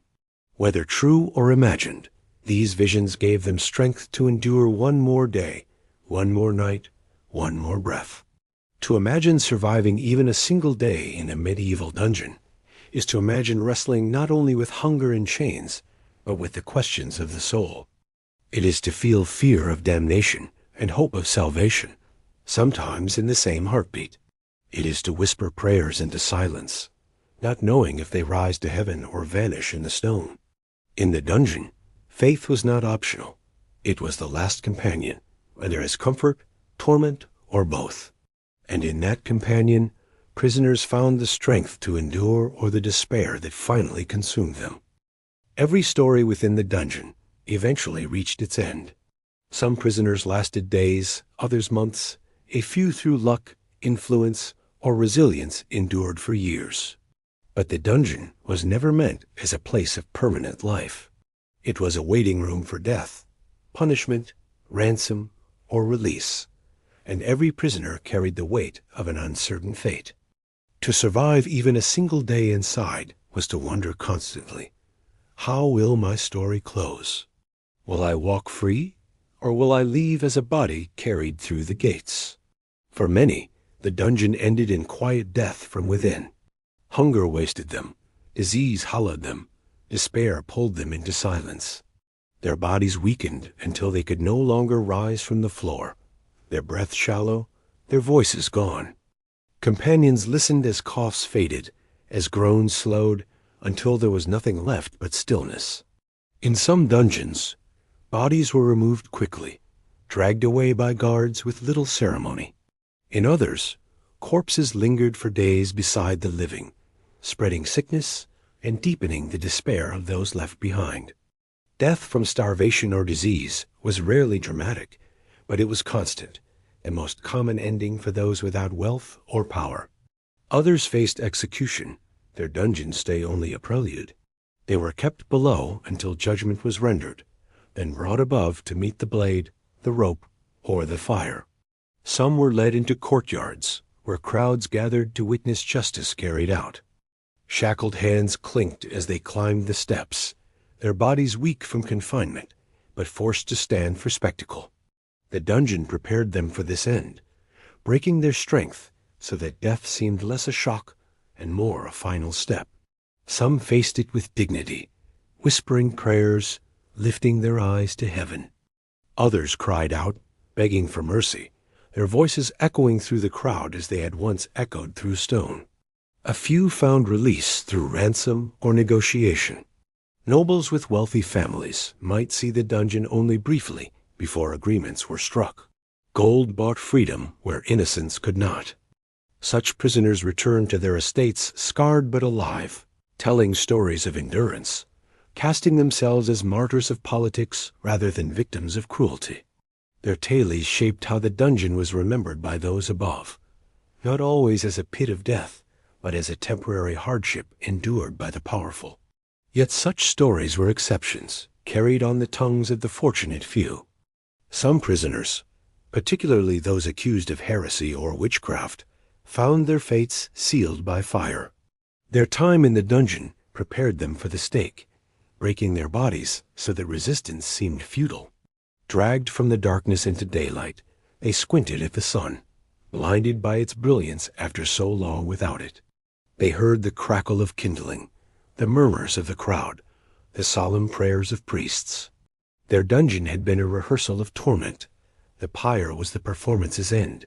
Whether they cried out in defiance or in fear, their voices carried, mingling judgment, faith, and desperation into a single sound. Others met their end in the torture chamber, not through deliberate execution, but through excess. A body stretched too far, a fever inflamed by wounds, a blow too hard, sometimes the instruments of interrogation, killed without intent. In such cases, death was hurried away, hidden from public view, buried without record. The prisoner simply vanished, their names scratched off a list, their existence erased. For them, the dungeon was both the place of suffering and the grave itself. But there were stories, too, of survival and unexpected release. A peasant pardoned by a merciful lord, a woman freed when accusations proved false, a soldier given back to his comrades in exchange for captives. These moments shone like rare stars in the dungeon's endless night. Survivors returned gaunt, scarred, and hollow-eyed, but alive. They told tales that mingled gratitude and horror, warning others of what lay below. Some found renewed faith, others deep bitterness, but all carried the dungeon with them for the rest of their days. The experience never fully left. It whispered in their dreams, shadowed their waking hours, followed them even in the safety of sunlight. Even freedom was not simple. Released prisoners often faced stigma. Neighbors whispered, suspicious of anyone who had once been cast into chains. Employers hesitated to trust them. Families struggled to welcome them back. The dungeon left marks not only on the body, but on reputation. Many lived as outcasts, haunted by both memory and society's judgment. For them, survival was not a clean victory, but a life reshaped by darkness. The final fate of prisoners also served the purposes of authority. Lords, kings, and the church used the dungeon not only to punish, but to remind others of power. Each death, each execution, Each disappearance sent a message. Defiance would not be tolerated. Disobedience would be crushed, and the dungeon was always waiting. The fate of one prisoner warned thousands. In this way, the dungeon extended beyond stone, shaping society above as much as it broke lives below. And yet, within the dungeon, the individual fate remained uncertain until the end. Each day was filled with waiting for illness, waiting for judgment, waiting for footsteps that might mean freedom or death. No prisoner knew which ending awaited. That uncertainty was itself a torment, an invisible shackle tighter than any chain. The dungeon consumed lives not only by ending them, but by stretching them out in fear, making every hour a rehearsal for an ending that might never come. To imagine lasting even a single day in a medieval dungeon is to imagine living with fate pressing in from all sides. It is to feel death whispering in the cough of a neighbor, to sense judgment in the rattle of keys, to dream of release even while knowing it is rare. Some ended in silence, some in fire, some in freedom, but all were marked by the dungeon's shadow. The final fate of prisoners was as varied as the crimes or accusations that brought them below, but none ever left unchanged. Whether by death, release, or memory, the dungeon claimed them, body and soul, as surely as the chains that first closed around their wrists. And so, our long descent into the medieval dungeon draws to an end. We have walked through corridors of stone and shadow, listened to the drip of water and the clink of chains, sat with prisoners in their hunger, dampness, and despair. We have seen how vermin crept as constant companions, how darkness swallowed time, how guards and wardens wielded cruelty, and how faith flickered sometimes bright, sometimes dim in the silence. Above all, we have felt how fragile life was within those walls, and how few could endure even a single day in such a place. The dungeon was never only a chamber of stone. It was a mirror of the age itself, reflecting its fears, its power, its inequalities. It showed how deeply society believed in punishment, in spectacle, and in control. And yet, even in its blackest corners, humanity persisted, in whispered prayers, in defiant dreams of escape, in the quiet sharing of stories that kept hope alive for another night. The dungeon reminds us of both the cruelty of the past and the resilience of the human spirit that somehow endured it. As you lie now in your own bed, in warmth and safety, let the contrast sink in. The comfort of a blanket, the softness of a pillow, the quiet of a room, all of these are luxuries denied to those who lived and died in darkness. Their stories reach us across centuries, not to frighten, but to remind us of the light we too often take for granted. Perhaps in reflecting on their suffering, you find it easier to rest, knowing that history's shadows remain only stories now, no longer a reality you must face. If you've enjoyed this journey through history, I invite you to subscribe to * History for Sleep *. Each story is crafted to carry you gently into the past, and if you wish, gently into rest. In the comments, share what moments of history interest you most, or tell us when you choose to listen late at night, in the quiet of dawn, or whenever you seek calm in the middle of your day. Your thoughts guide the stories we tell, shaping future journeys into the echoes of time. For now, let your breath slow, let your body sink deeper into comfort, and let the dungeon's echoes fade away. What remains is peace, the peace of knowing that the chains are gone, the doors are open, and the darkness is behind us. Sleep well, and may history keep you company as you drift gently into dreams.